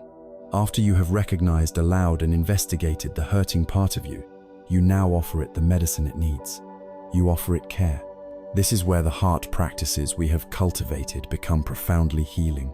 You can place a hand over your heart or on the part of your body where you feel the emotion most strongly. You can offer yourself the phrases of loving kindness. May I be gentle with myself in this pain. May I be safe. You can whisper words of comfort to that frightened inner child or that raging inner warrior. I am here with you. I will not abandon you. It is okay to feel this way. This step of nurturing is what provides the deep healing. You are learning to become your own loving parent, your own compassionate friend. The great Zen master Thich Nhat Hanh offered a perfect metaphor for this entire process. He taught that we should learn to hold our anger, our fear, or our sadness in the same way a mother holds her crying baby. When a mother hears her baby cry, she doesn't get angry with the baby or ignore it. She immediately stops what she is doing. Recognize. She goes to the baby and picks it up tenderly, holding it close. She lets the baby cry, allow. Her act of holding is an act of deep acceptance. Then holding the baby, she tries to understand what is wrong. Is the baby hungry? Is it cold? Is it in pain? Investigate. And then she does what she can to soothe the baby, to comfort it, to give it what it needs. Nurture. To practice with our emotions is to learn to become this wise, loving mother to ourselves. We pick up our crying anger. We hold our trembling fear. We listen to its needs, and we offer it our unconditional, compassionate presence.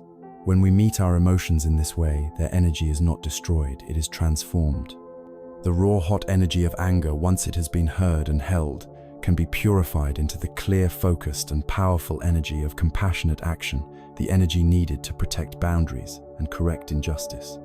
The frantic, scattered energy of fear, once it has been soothed, can transform into the wise, discerning energy of caution and preparedness.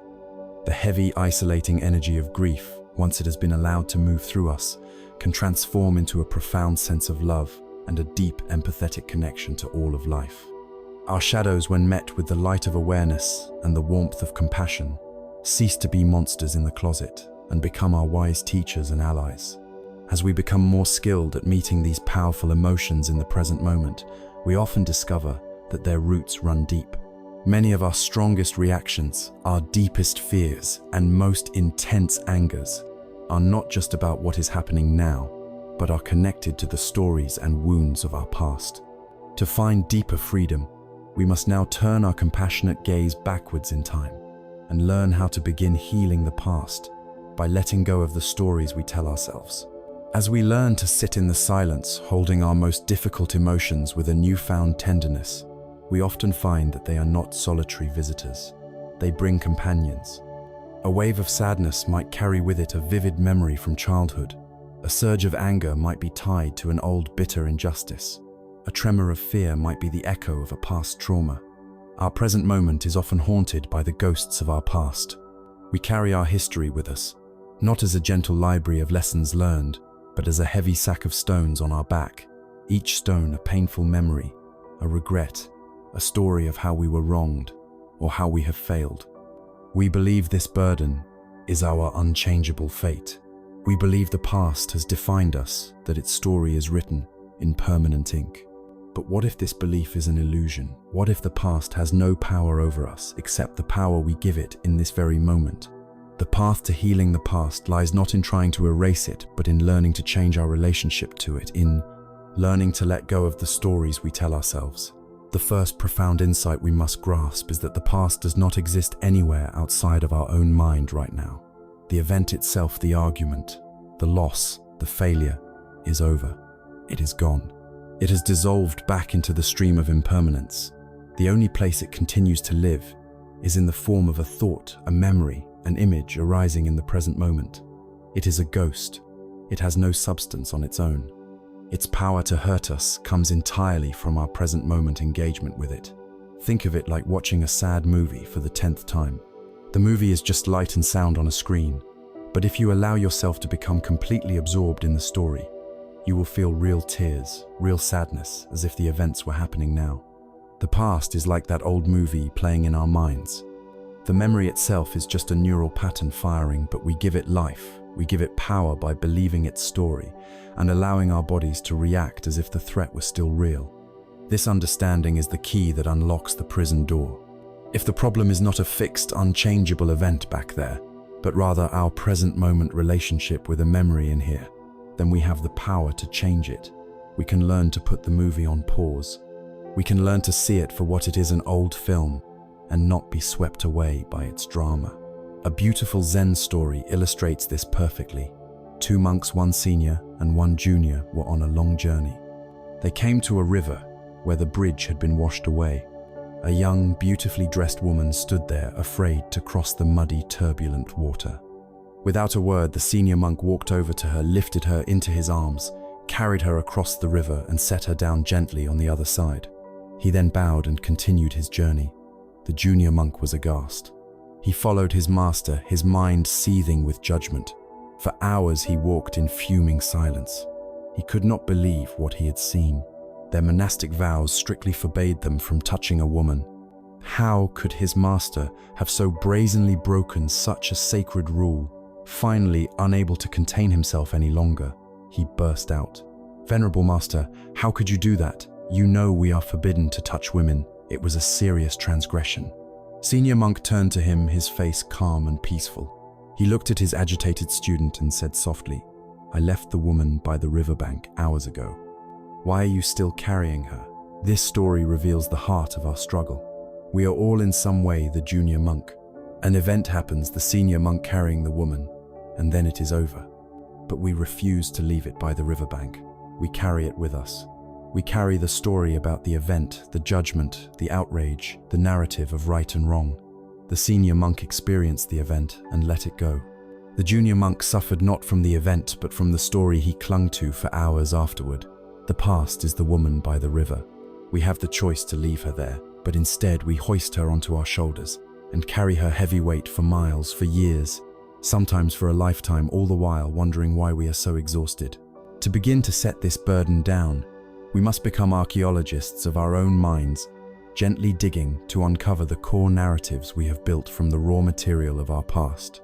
These are the powerful, often unconscious summary statements we have made about ourselves and the world based on our experiences.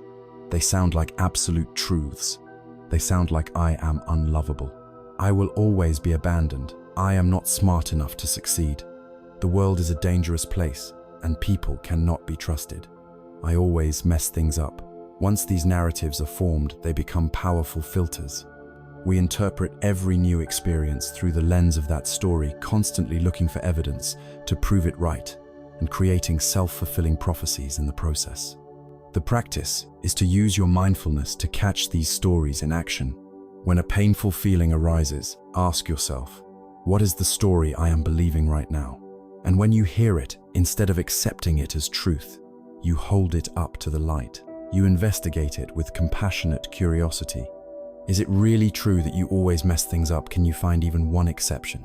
Is it absolutely true that no one can be trusted? Your mindful awareness will show you that these narratives are vast generalizations, not facts. You can then begin to rewrite the story, not with toxic positivity, but with a more balanced and compassionate truth. The old story might be, "My father left, so I am unworthy of love." A new, wiser story might be, "My father left because he was in his own pain and confusion. His leaving was about his suffering, not my worth. I am worthy of love regardless of his actions. This process of rewriting our stories leads us to the final courageous act of healing forgiveness. This is another word that is deeply misunderstood. Forgiveness is not about condoning a harmful act. It is not about forgetting that it happened. It is not necessarily about reconciling with the person who hurt you or telling them that everything is okay. You may never see that person again. Forgiveness is a profound act of self-love. It is an internal decision you make for your own peace. Resentment, bitterness, and the desire for revenge are like a hot coal that you hold in your hand, intending to throw it at someone else. But in the end, you are the one who gets burned. To forgive is to make the conscious decision to put down the hot coal. It is to let go of the hope for a better past. It is to decide that you will no longer allow the events of the past to poison your present moment. It is the ultimate act of reclaiming your power and your energy. It is saying to the universe, what happened, happened. It was painful, and now I choose to be free. We cannot change the events that shaped us. The past is unalterable, but we are not the prisoners of our history unless we choose to be. The stories we tell ourselves about that history are not fixed. They can be re-examined, softened, and rewritten with the wisdom and compassion we have cultivated in the present moment. By learning to see the past as a ghost that only has power if we believe in it, by recognizing our limiting narratives, and by making the courageous choice to forgive, we can gently set down the heavy sack of stones we have been carrying for so long. We can leave the woman by the riverbank and walk on lighter, freer, and more fully present to the life that is available to us right now. As we learn to release the chains of the past, we often find that our mind has another favorite destination, the future. Just as we can get trapped in loops of regret, we can get lost in mazes of anxiety. Having addressed the ghosts of what has been, we must now turn our gentle awareness to the phantoms of what has not yet come to be. Having gently loosened the chains of the past, we find our minds are now lighter, less burdened by the ghosts of what has been. But the monkey mind is a creature of habit, and if it cannot drag us backwards into regret, it has another favorite trick. It catapults us forward into the phantom world of the future. Just as we can become imprisoned by stories about what has already happened, we can become paralyzed by anxieties about what has yet to occur. This forward-leaning mental state is so common, so pervasive in our culture, that we often mistake it for being responsible or prepared. But when we look closely, we find that most of what we call worry is simply a misuse of our magnificent imagination. It is the art of tormenting ourselves in the present with things that may never even happen. The path to freedom requires us to release our white-knuckled grip, not only on the past, but on the future as well. The future, just like the past, is not a real place. It exists only as a thought, a concept, an image arising in the mind right now. Anxiety is the experience of taking these future thoughts and treating them as an immediate reality. We create vivid, detailed mental movies of catastrophe. We direct and star in films about losing our job, getting sick, being rejected, or failing spectacularly. We watch these inner movies with such rapt attention that our bodies, unable to distinguish between a real threat and an imagined one, dutifully respond. Our hearts race, our breathing becomes shallow, our muscles tense, and our systems are flooded with stress hormones.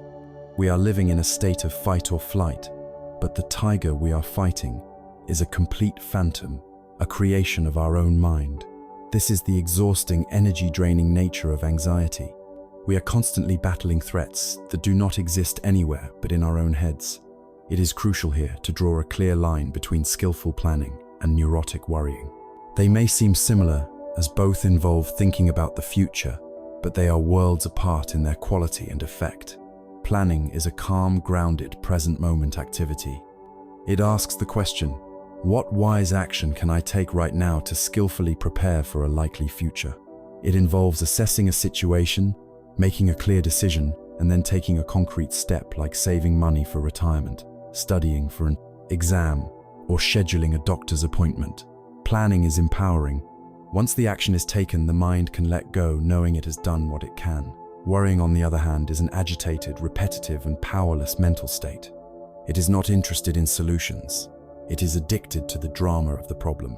It is fueled by the endlessly looping question, what if? What if I fail the exam? What if the doctor finds something wrong? What if the market crashes? Worrying circles endlessly around possibilities. We cannot control creating a feeling of helplessness and dread. Planning is a finite action. Worrying is an infinite loop. The path of wisdom is to learn to plan skillfully and then to release the habit of worrying obsessively. The ultimate antidote to this future-based anxiety is elegantly simple, a conscious and determined return to the present moment. Your anxiety lives in a hypothetical then and there. Your peace can only be found in the actual here and now. When you feel the familiar tightening in your chest, the racing thoughts, the rising tide of dread, I invite you to stop and ask yourself a very simple, very powerful question. Right now, in this exact moment, is there a problem? Look around. You. Feel your feet on the floor. Hear the sounds in the room. In this precise second as you take this breath, are you okay? More than 99% of the time, the honest answer will be yes. Right now, in this moment, I am actually okay. The problem you are experiencing is not in your present reality. It is a phantom in your mind. This question is a powerful pattern interrupt. It breaks the hypnotic spell of the worry story and yanks your awareness back to the safety and solidity of the only moment that is real. When you notice your mind has been hijacked by the what-if game, the practice is to first recognize it with mindfulness. You can gently label it, this is worrying or future tripping. Acknowledging it without judgment immediately creates a space of awareness. Then you gently but firmly guide your attention back to a physical anchor in the present moment. Your body is your most reliable ally in this practice because it can only exist in the now. Feel the sensation of your hands resting on your lap. Notice the points of contact between your body and the chair.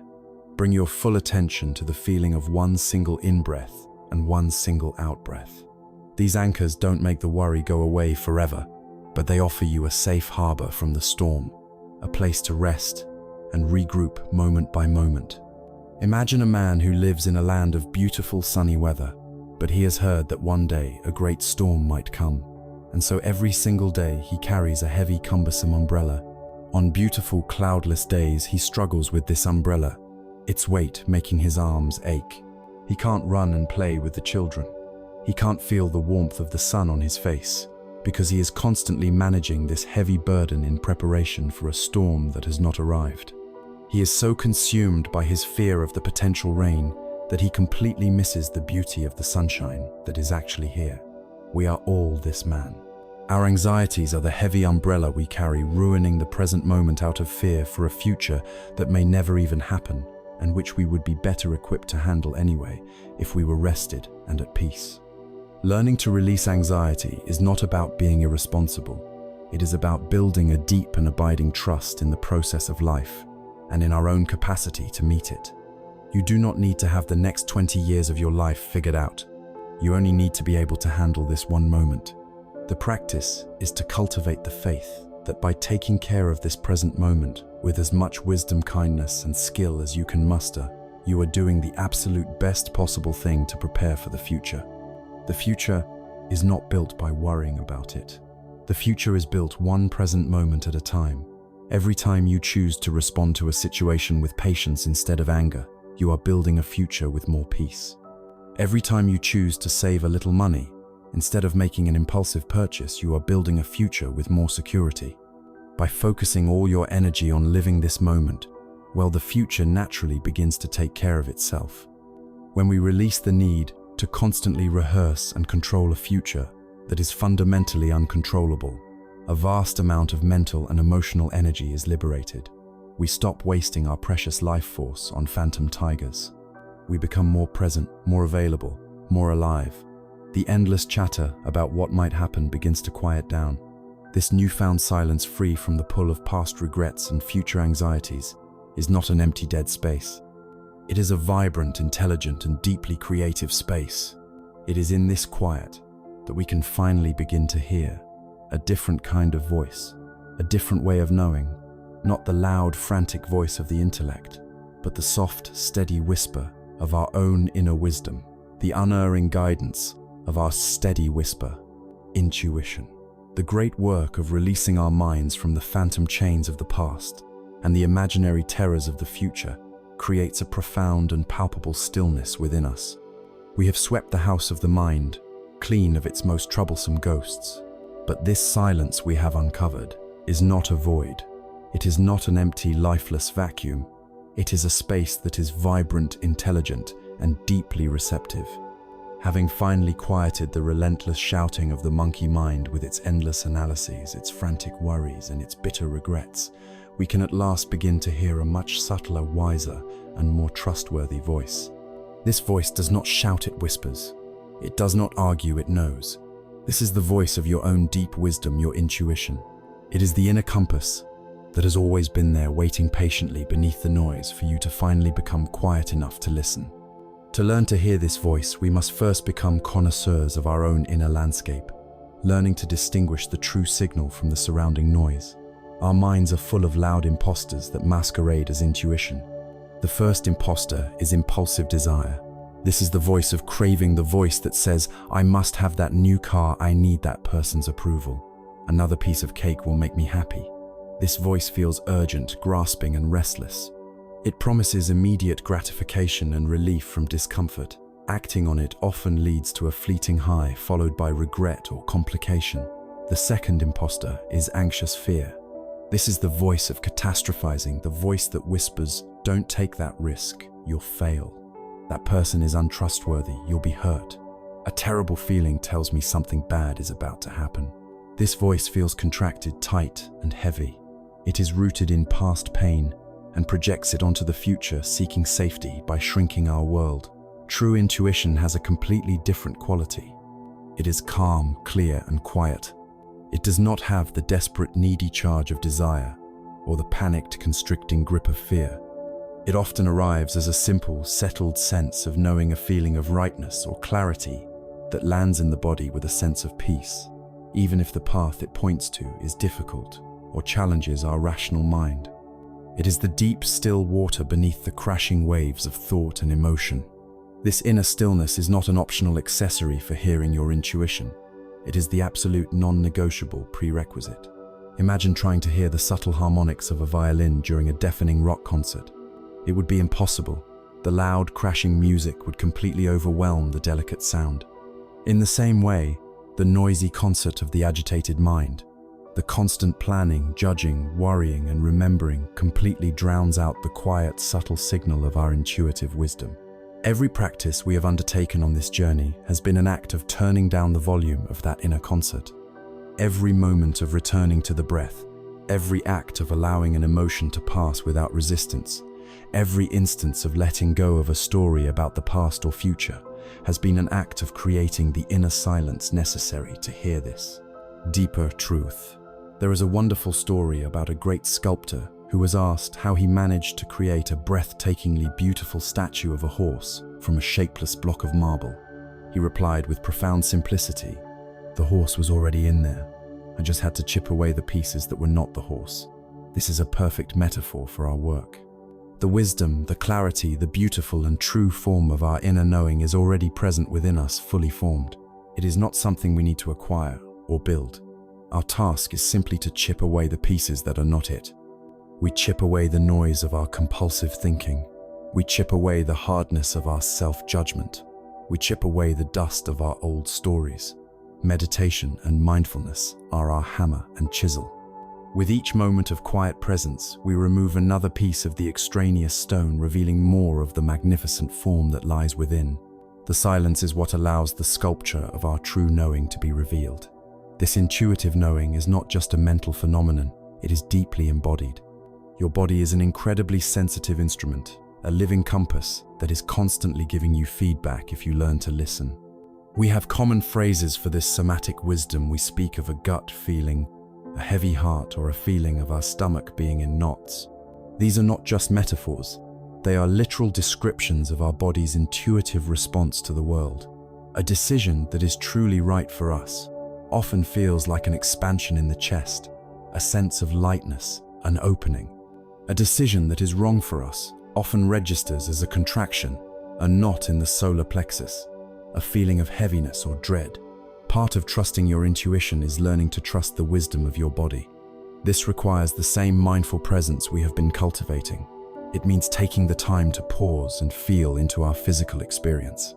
Before making a decision, you can ask yourself, how does this choice feel in my body? Let go of the pros and cons list in your head for a moment, and simply listen to the non-verbal response of your physical being. The body does not lie. It holds a deep, pre-rational wisdom that can guide us with unerring accuracy when our analytical mind is caught in indecision or fear. Learning to trust this inner compass, whether it speaks through a quiet mental knowing or a clear bodily sensation, is a practice. At first, it can be difficult to discern its whisper from the shouts of fear and desire. The key is to patiently observe the results. Check the quality of the voice. Does acting on it lead to more peace, more openness, more connection in your life over time? Does it feel expansive or contractive? The voice of fear will always counsel you to play small and stay safe. The voice of desire will counsel you towards short-term pleasure, often at a long-term cost. The voice of intuition, your inner compass, will always, in its quiet and steady way, point you in the direction of your own deepest integrity and growth. Having the courage to trust this quiet, knowing especially when it contradicts external advice or rational logic, is an act of profound self-love. It is a declaration that you are your own greatest authority. Having uncovered this reliable internal source of guidance, we are no longer lost. We have a compass to navigate not only the big decisions of life, but also the small, ordinary moments of our day. The next step in our journey is to learn how to bring this awakened awareness off the meditation cushion and into the very fabric of our everyday lives, turning the most mundane activities into opportunities for profound practice, presence.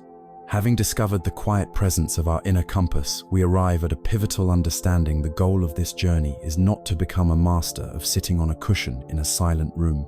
The goal is to infuse the entirety of our lives with the presence and wisdom we discover in the silence. The meditation cushion is the training ground, the gymnasium where we strengthen the muscles of awareness and compassion. But the real game, the true practice, happens in the midst of our messy, beautiful, ordinary lives. Many of us hold a secret belief that peace and enlightenment are to be found somewhere else, on a distant mountaintop in a monastery, in a future where all our problems are solved. But the most profound truth is that awakening is not about changing our life, but about changing our relationship to it. It is about discovering the sacred in the mundane, the extraordinary in the ordinary. It is about learning to bring our full, undivided attention to every simple act, transforming our daily life into a living, breathing meditation. There is a famous Zen story that captures this truth perfectly. An eager student approaches his master and asks, "What did you do before you became enlightened?" The master replies, "I chopped wood and I carried water." The student then asks, "And what do you do now, after you have attained enlightenment?"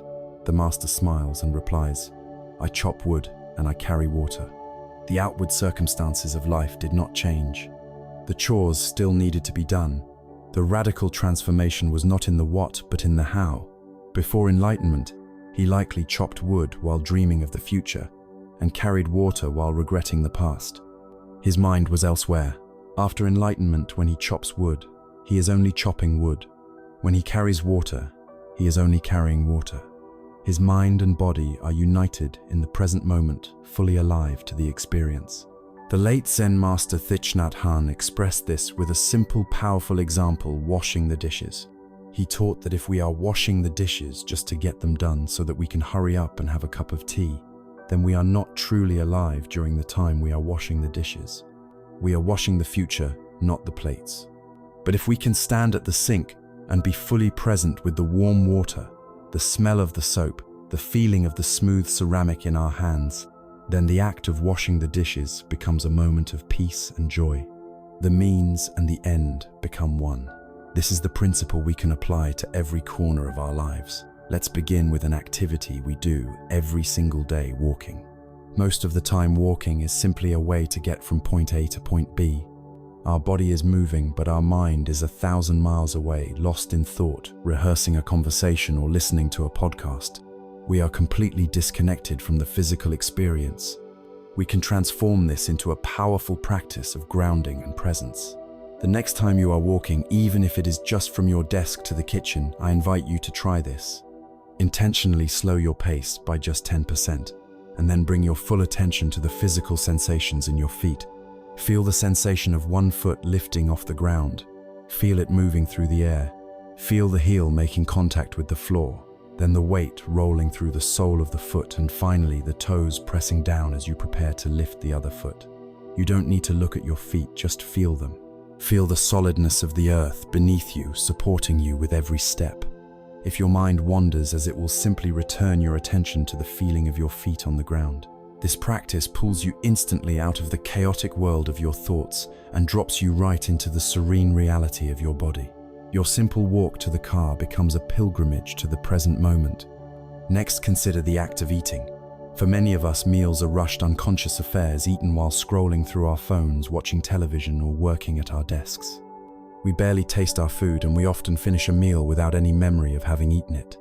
Mindful eating is a practice that can reconnect us with our food, our bodies, and the web of life that sustains us.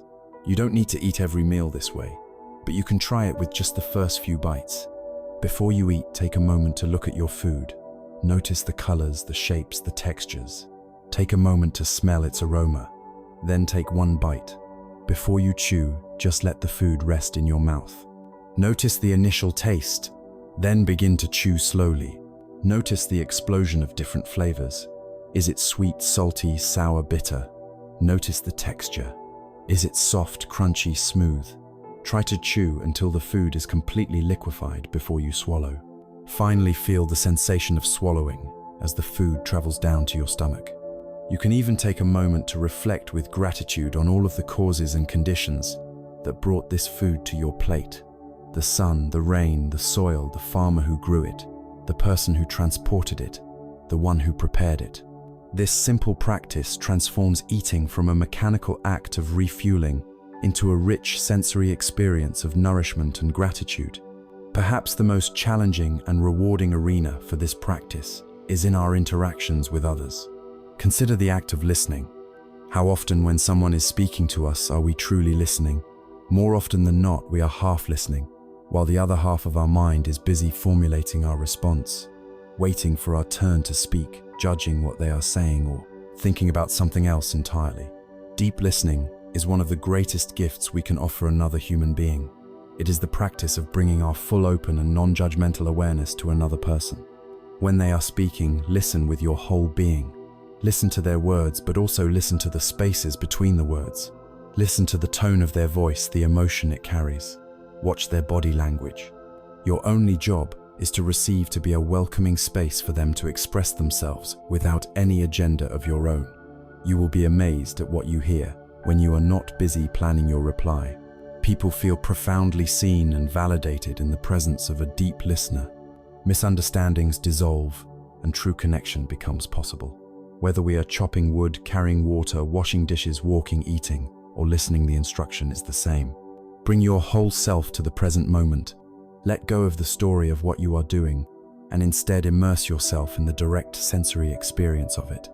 Feel the texture of the wood, the coolness of the water, the warmth of the plate. When we do this, we discover that there are no mundane moments. Every action, when infused with our full presence, becomes an opportunity for peace, clarity, and awakening. Enlightenment is not a destination. We arrive at it is the quality of attention we bring to the journey. This practice of bringing mindful presence into our interactions is most powerfully tested and most deeply needed in the realm of our communication. Learning to listen deeply is the first half of the equation. The second half is learning to speak with the same mindfulness and care. We must now explore how to use our words not as weapons or tools of the ego, but as instruments of peace and understanding. Having learned to infuse our daily activities with the light of awareness, we now turn to the most dynamic, complex, and rewarding arena of our lives, our relationships with others. It is here in the space between us that our practice is truly tested, and the primary tool we use to navigate this space is language. Our words are vessels of immense power. With a single sentence, we can build a bridge of connection or dig a chasm of separation. Our words can be a soothing balm that heals an old wound or a sharp blade that inflicts a new one. For most of our lives, we wield this power unconsciously, speaking from a place of habit, reactivity, and ego. We use words to defend our position, to get what we want, to place blame, and to prove we are right. Mindful communication is the gentle, radical practice of learning to use our words and our silence with conscious intention, transforming our interactions from a source of stress and conflict into a sanctuary of mutual understanding, peace. The foundation of mindful communication is the practice of right speech, a cornerstone of the Buddhist path. It can be understood as guiding our words through 4 simple yet profound gates before we allow them to pass our lips. The first gate asks the question, is it true? This gate invites us to commit to honesty, to refrain from exaggeration, gossip, and falsehoods that we speak to protect our ego or manipulate a situation. It asks us to speak from a place of integrity. The second gate asks, is it necessary? How many of our words are simply noise, idle chatter, spoken to fill an uncomfortable silence, or unhelpful comments that add nothing but more confusion to a situation? This gate encourages a beautiful economy of speech, where our words have weight and purpose. It teaches us the power of a discerning and noble silence. The third gate, and perhaps the most important, asks, is it kind? A statement may be both true and necessary, but if it is spoken with cruelty, sarcasm, or an intent to wound, it becomes a weapon. This gate asks us to consider the impact of our words on the heart of another. It invites us to find a way to express our truth with a foundation of loving kindness, to speak in a way that builds up rather than tears down. The fourth and final gate is one of timing and wisdom. It asks, is it the right time to speak? A piece of feedback, however true and kind, offered to someone when they are already distraught or overwhelmed, will not be heard. It will only cause more pain. This gate reminds us that wisdom is not just about what we say, but also about when and where we say it, attuning ourselves to the receptivity of the other person.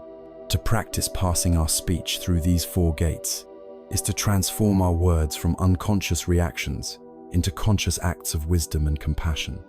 Even with the best of intentions, we are bound to be triggered in our conversations. Someone says something that pushes our buttons, and we feel a hot flash of anger, a cold wave of hurt, a tightening in the chest.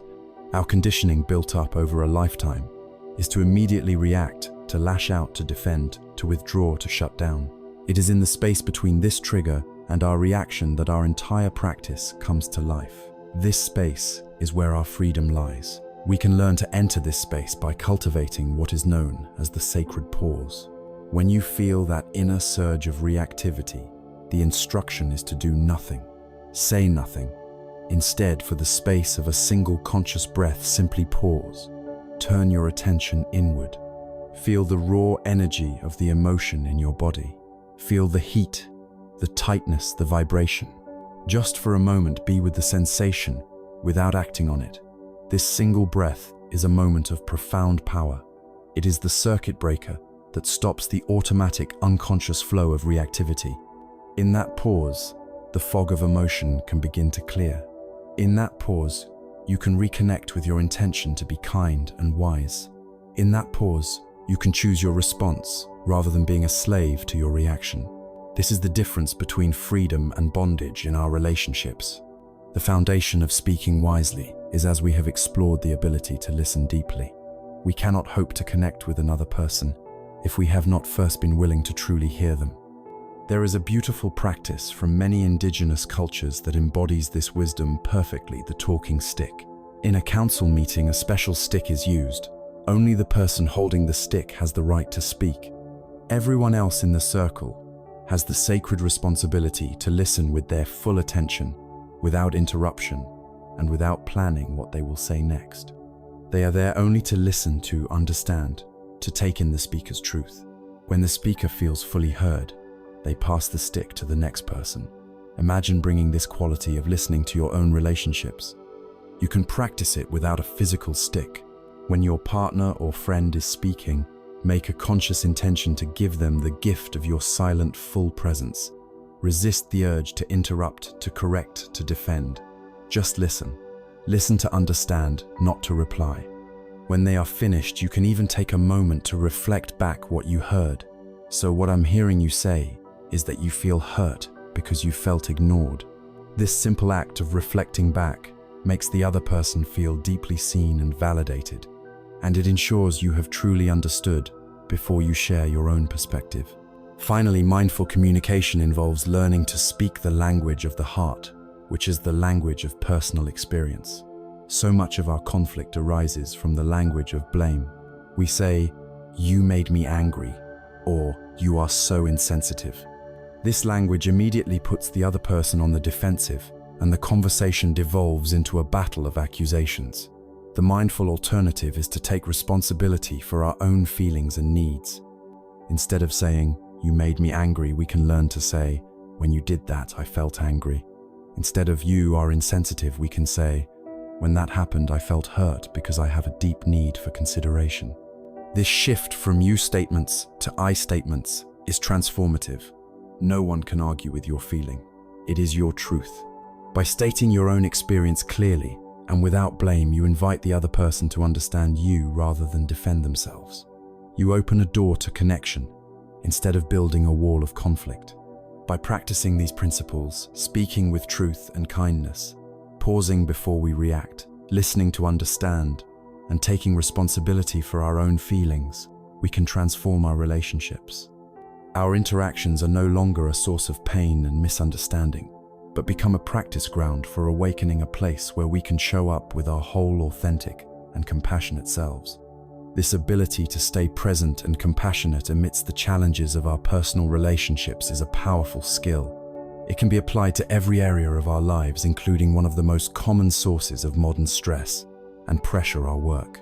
We will now explore how to bring this same mindful presence into the workplace, finding stillness even in the midst of a storm. Our practice has now taken us from the quiet solitude of the meditation cushion into the dynamic world of our relationships. We have learned to listen with presence and speak with kindness. Now we must carry this flickering candle of awareness into one of the most challenging environments of modern life, the place where the winds of pressure, competition, and stress blow the strongest, our workplace. For many, the office, whether physical or virtual, feels like the very antithesis of a mindful state. It is a place of deadlines, demands, endless emails, and often difficult personalities. It can feel like a storm of constant activity and pressure. Our instinct might be to think that mindfulness is something we do outside of work to recover from work. But the true practice is to learn how to find the eye of the storm within ourselves, to discover a place of stillness and clarity right in the midst of the chaos. The workplace, precisely because it is so demanding, is one of the most fertile grounds imaginable for our practice to take root and blossom into true resilience. One of the greatest sources of stress and inefficiency in the modern workplace is the pervasive myth of multitasking. We are led to believe that a successful person is one who can juggle a dozen things at once, answering emails during a video conference, responding to chat messages while trying to write a report, switching between multiple projects every few minutes. We wear our ability to multitask like a badge of honor, but the truth is, we are paying a high price for this illusion. Neurologically, the brain does not actually multitask. Instead, it performs a function called task switching, rapidly toggling its attention back and forth between different activities. Every switch incurs a cognitive cost. It drains our mental energy, increases the likelihood of errors, and floods our nervous system with low-grade stress. We end the day feeling exhausted and scattered, with a nagging sense that we were busy all day but accomplished very little of substance. The mindful alternative is a quiet rebellion against this culture of fragmentation. It is the practice of single tasking. When you dedicate a block of time to writing a report, you close your email tab, you silence your phone notifications, and you just write the report. When you are in a meeting, you close your laptop and you just listen. By bringing our full, undivided attention to one thing at a time, we not only produce higher quality work with less effort, we also transform our experience of work from a frantic scramble into a series of calm, focused engagements. We trade the exhaustion of task switching for the satisfaction of deep focus. Of course, we cannot always control the demands placed upon us. The day will still be filled with interruptions and unexpected requests. In these moments, we can rely on micro practices, small, discrete anchors of mindfulness that can be deployed anytime, anywhere to reset our inner state. One of the most powerful is the 3-breath reset. Before you pick up the phone to make a difficult call, before you walk into a stressful meeting, or simply when you feel the pressure mounting, I invite you to pause. Stop what you are doing and take 3 slow, conscious breaths. On the first breath, simply notice that you are breathing. On the second, feel the physical sensation of the air entering and leaving your body. On the third, imagine you are breathing out the tension and breathing in a sense of calm. This entire practice may take only 15 seconds, but it can completely shift you out of a reactive stress state and back into a place of presence. Another simple practice is the mindful sip. The next time you drink a cup of coffee or tea, take the very first sip with your full attention. Feel the warmth of the mug in your hands. See the steam rising, notice the aroma, and truly taste the liquid as it passes your lips. For that one moment, you are not thinking about your next task. You are simply being with your cup of tea. These tiny islands of presence scattered throughout the day create a profound sense of inner space and prevent the gradual buildup of overwhelming stress. The workplace is also a laboratory for our relational skills, and we will inevitably encounter difficult colleagues, demanding bosses, or frustrating clients. Our practice here is to apply the boundless qualities of the heart. When a coworker is abrasive or a manager is overly critical, our reactive mind immediately creates a story casting them as the villain. This only deepens our own anger and resentment. The practice of compassion karuna invites us to look deeper. It asks us to consider that this person's difficult behavior is likely coming from their own place of stress, fear, or insecurity. Perhaps they are under immense pressure from their own boss or dealing with a crisis at home. This does not excuse their behavior, but it depersonalizes it. We stop taking it as a personal attack and start seeing it as an expression of their own suffering. This insight allows us to engage with them from a place of wisdom rather than reactivity. This is where equanimity upekkha becomes our shield. We can listen to critical feedback without allowing it to shatter our sense of self-worth. We can stand in the face of another person's anger without letting their storm become our own. We create a compassionate buffer around our hearts, allowing us to respond to difficult situations with clarity and calm rather than getting hooked into the drama. Finally, one of the most powerful ways to transform our relationship to work is to connect our daily tasks to a larger sense of purpose. There is a classic story of a traveler who came upon 3 men working at a construction site. All were laying bricks, doing the exact same physical labor. The traveler asked the first man, "What are you doing?" The man scowled and replied, "I'm laying bricks, it's hot, my back aches, and I can't wait to go home." The traveler moved to the second man and asked the same question. The man answered, "I'm building a wall. It's an important part of this structure, and I take pride in making sure it is strong and straight." The traveler then approached the third man, who had a look of serene dedication on his face. He asked, "And what are you doing?" The man looked up from his work, his eyes gleaming as he gestured towards the sky. "I," he said, "am building a great cathedral." They were all doing the same work, but their experience of it was worlds apart. The first man had a job, the second had a craft, the third had a calling. I invite you to reflect on your own work. Beyond the daily tasks of laying bricks, answering emails, attending meetings, filling out spreadsheets, what is the wall you are building? Perhaps it is completing a project successfully or serving a client well. And beyond that, what is the cathedral? What is the ultimate purpose your work serves? Perhaps it is providing a safe and happy home for your family. Perhaps it is contributing to a product or service that makes people's lives better. Perhaps it is being a supportive and positive presence for your colleagues. When you can connect your daily efforts to this larger noble purpose, even the most mundane tasks become infused with dignity and meaning. By weaving these threads of mindfulness into our professional lives, by choosing to focus on one thing at a time, by using micro practices to ground ourselves, by meeting difficult people with compassion and equanimity, and by connecting our work to a purpose that inspires us, we can transform our experience. The workplace no longer needs to be a place that just drains our energy. It can become a place where we practice being the person we truly want to be. As we learn to find this stillness and meaning in our work and in our daily lives, a natural sense of connection begins to emerge.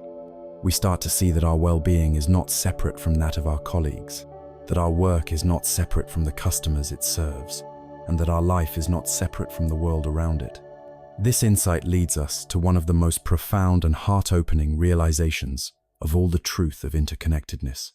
As we weave the threads of mindfulness into the fabric of our daily lives at home, in our relationships, at our work, a subtle and beautiful pattern begins to emerge. We start to notice the intricate connections between things.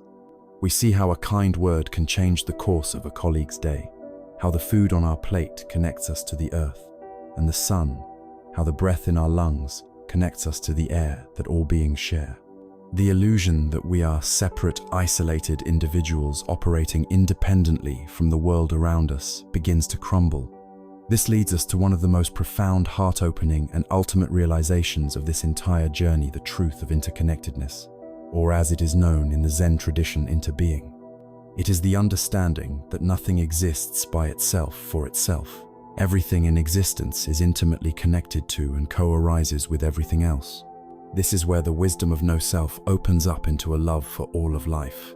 To grasp this truth, which can seem abstract at first, let us practice a simple contemplation taught by the great Thich Nhat Hanh.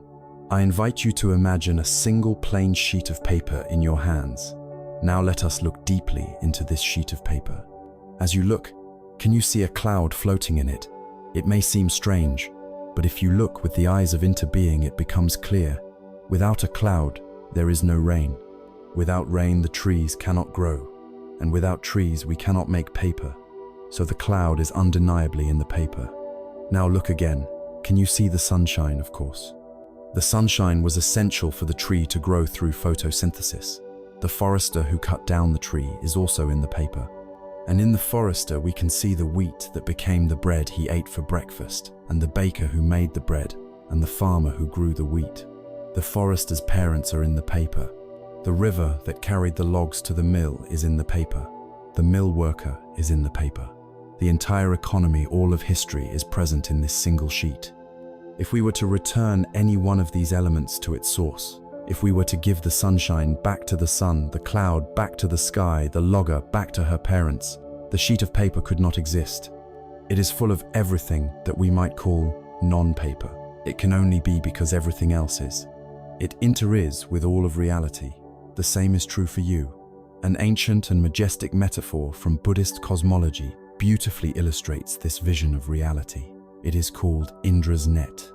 Imagine a vast, infinite net stretching across the entire cosmos, extending in all directions without end. At every single node where the threads of the net cross, there hangs a single, perfectly clear, multifaceted jewel. Because the net is infinite, the number of jewels is infinite. Now here is the miraculous quality of this net. If you were to look closely at the polished surface of any one of these jewels, you would discover that it reflects every other jewel in the entire net. And each of those reflections within that single jewel also reflects all the other jewels, so the process of reflection is infinite. Every jewel contains every other jewel. Each jewel represents a single being, a single event, a single atom in the cosmos. Each one is unique and distinct, yet its very existence is defined by its reflection of and its relationship to all the others. There is no jewel that exists on its own. This is the universe of interbeing. You are a jewel in this net. Your joy, your sorrow, your every action and thought ripples out and is reflected in every other part of the cosmos, and the joy and sorrow of all other beings are in turn reflected within you. This is not just a beautiful poetic image, it is a literal physical reality we can experience in every moment. The hard boundary we imagine between ourselves on the inside and the world on the outside is a complete illusion. Consider your breath. The air you just drew into your lungs a moment ago was the outside world. You have now taken it in, and it has become part of you, nourishing your blood and cells. The carbon dioxide you are about to exhale will in turn be taken in by a nearby plant, which will use it to create its own life. Where is the real line between you and the tree? It is a constant flowing exchange. Consider your body. The food you ate for breakfast was recently the outside world, a plant grown in the earth, an animal that grazed in a field. Now it is literally being transformed into the cells that make up your hands, your heart, your brain. The world is constantly becoming you. Consider your mind. Are your thoughts and ideas truly yours? They have been shaped by the language you speak, the books you've read, the culture you were raised in, the conversations you've had. Your mind is a repository of the collective consciousness. When we truly feel this reality in our hearts, the consequences are world-changing. The entire basis for selfishness, for cruelty, for exploitation collapses. If we are all inextricably interconnected, then to harm another being, to pollute the planet, to destroy a species, is a profound act of self-harm. It is like the left hand declaring war on the right hand, not understanding that they are part of the same body. Compassion is no longer a sentimental moral choice. We make it becomes the only sane and logical response to the way things truly are. We protect the river because we know that the river flows through our own veins. We care for the poor and the marginalized because we know that their suffering is our own. Our sense of self expands beyond the narrow confines of our skin to include our family, our community, our planet, and all of life. And in this great expansion, the painful, gnawing feeling of loneliness finally comes to an end. Loneliness is a disease of the separate self. It is born from the illusion that we are isolated fragments in a cold and indifferent universe. The wisdom of interbeing is the ultimate medicine for this disease. How can we be lonely when we are intimately connected to every star, every tree, every other being? How can we feel separate when we know we are a wave in the one great ocean of life? We are not a visitor here. We are not an alien dropped onto this planet. You are a unique and precious expression of the cosmos itself. You are a jewel in Indra's net, and you belong.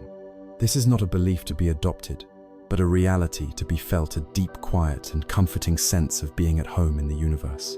With this vast, heart-opening realization, our journey comes full circle. The silence we once feared as a lonely, empty void is now revealed to be a radiant, vibrant space, humming with the interconnected life of the entire cosmos. The frantic search for answers outside ourselves can finally come to an end, because we have discovered that the silence itself holds not just the answers, but all of life. And so we arrive at the end of our journey, which is not an end at all, but a return to the very place we started. We stand once more before the silence, but it is not the same silence. We are not the same traveler. We began this journey fearing what lay hidden in the quiet, seeing it as a vast, barren emptiness, a void to be filled with noise and distraction at all costs. We were like a mariner terrified of the open ocean, clinging desperately to the familiar but chaotic shores of our thoughts. Now, after a long voyage through the inner landscapes of the mind and heart, we look upon that same silence and see it with new eyes. It is no longer an absence, but a presence. It is no longer a void, but a fullness. It is no longer a place of fear, but the very ground of our peace, the sanctuary we have been seeking all along. What is this silence truly? We have discovered it is not a lack of sound. It is the quieting of the compulsive, reactive mind. It is the space that opens up when the frantic storyteller finally takes a breath. We once mistook this space for nothingness, but now we see that it is the most vital, creative, and alive thing we have ever experienced. It is the pristine, boundless sky of awareness itself. And within this luminous sky, we have learned to see that everything is held. The past with its ghosts and stories is not a chain that binds us, but a cloud that can be observed with compassion as it drifts by in the silent sky. The future, with its phantom fears, is not a monster to be fought, but another cloud that can be allowed to form and dissolve without our being swept away by its storm. Our breath, our anchor, is felt most clearly in the silence. The constant rising and falling of life, the truth of impermanence, is witnessed most profoundly in the silence. The deepest nature of our own being, luminous, open and free from a fixed self, is realized only in the silence. This silence we have found is not empty, it is full. It is full of life. It holds the warmth of loving kindness, the courage of compassion, the brightness of sympathetic joy, and the unshakable stability of equanimity. It is in the quiet that we can truly feel the wish for another's well-being. It is in the quiet that we can find the strength to sit with another's pain. It is in the quiet that we hear the echo of another's laughter in our own heart. And it is in the quiet that we can feel the vast web of interbeing that connects us all. Looking deeply into this silence, we see the cloud, we see the sunshine, we see the entire cosmos. We see that we are not a lonely island, but a jewel in Indra's net, held and reflected in a loving, boundless space. The silence we feared was not empty at all. It was pregnant with the whole of reality. And what of the answers we so desperately sought? The deep questions that drove us to begin this journey in the first place. How can I find peace? How can I be happy? What is the meaning of my life? We have discovered that the silence does not offer us a neat, tidy list of verbal answers. It does something far more profound. It reveals that the answers were never hidden. They were here all along, obscured by the very noise of our seeking. Imagine holding a jar of water taken from a muddy river. The water is full of sediment and you cannot see through it. If you shake the jar trying frantically to find the clear water, you only make it murkier. But if you simply set the jar down and allow it to be still, the sediment of its own accord will slowly, gently settle to the bottom, revealing the pristine, transparent water that was there the whole time. Our minds are like this jar of water. Our frantic seeking, our desperate grasping for answers is the shaking that keeps our minds cloudy and confused. The silence is the act of setting the jar down. It is the allowing. And in that stillness, the sediment of our fear, our stories, and our conditioning settles, and our own innate clarity, our own inherent wisdom naturally reveals itself. The answers were never outside of us. They are woven into the very fabric of our being, waiting to be uncovered, not found. This is the great and liberating secret that the silence holds. And to understand it is to come to the end of seeking. For our entire lives we have behaved like spiritual beggars, convinced that peace, happiness, and love are scarce commodities that we must acquire from the outside world. We have been on a relentless, exhausting quest, chasing the next achievement, the next relationship, the next experience, believing that it will be the thing that finally makes us feel whole. This path has shown us that our fundamental premise was flawed. You cannot find what you have never lost. The peace we have been searching for is not a destination at the end of a long road. It is the very ground beneath our feet revealed when we stop running. The happiness we have been chasing is not a prize to be won. It is the natural radiance of a mind that is at ease with itself. The love we have been craving from others is not something to be earned. It is the boundless warmth of our own awakened heart. It is all here.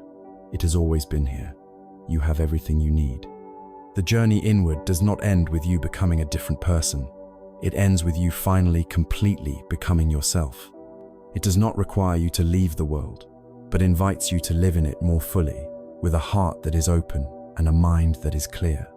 You will still chop wood and carry water.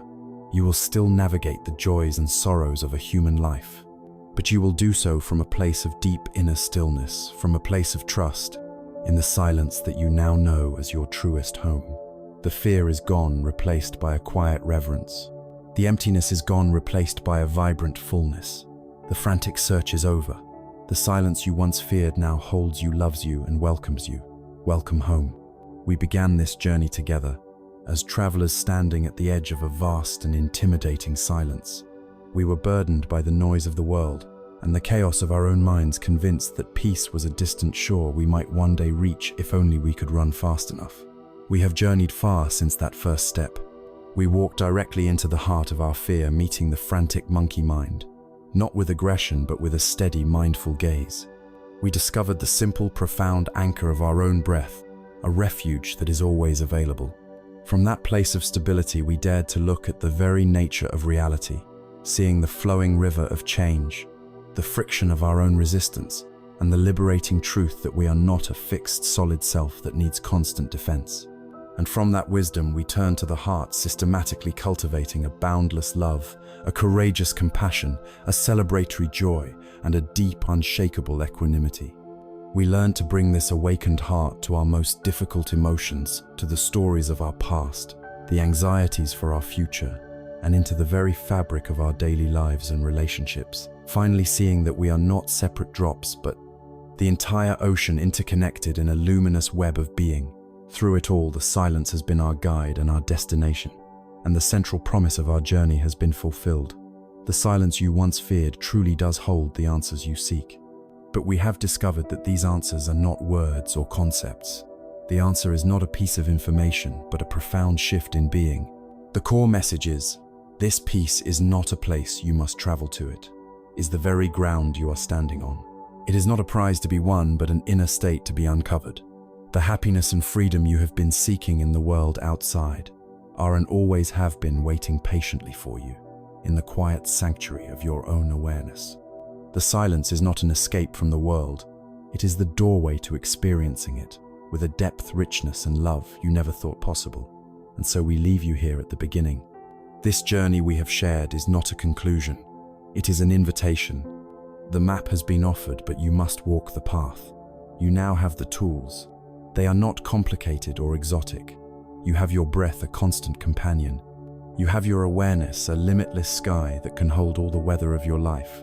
And you have a heart that, with patient cultivation, has an infinite capacity for warmth and courage. Nothing else is needed. There is nothing outside of yourself that you need to acquire.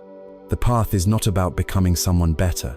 It is about unbecoming everything that isn't you until you are left with the radiant, peaceful awareness that was there all along.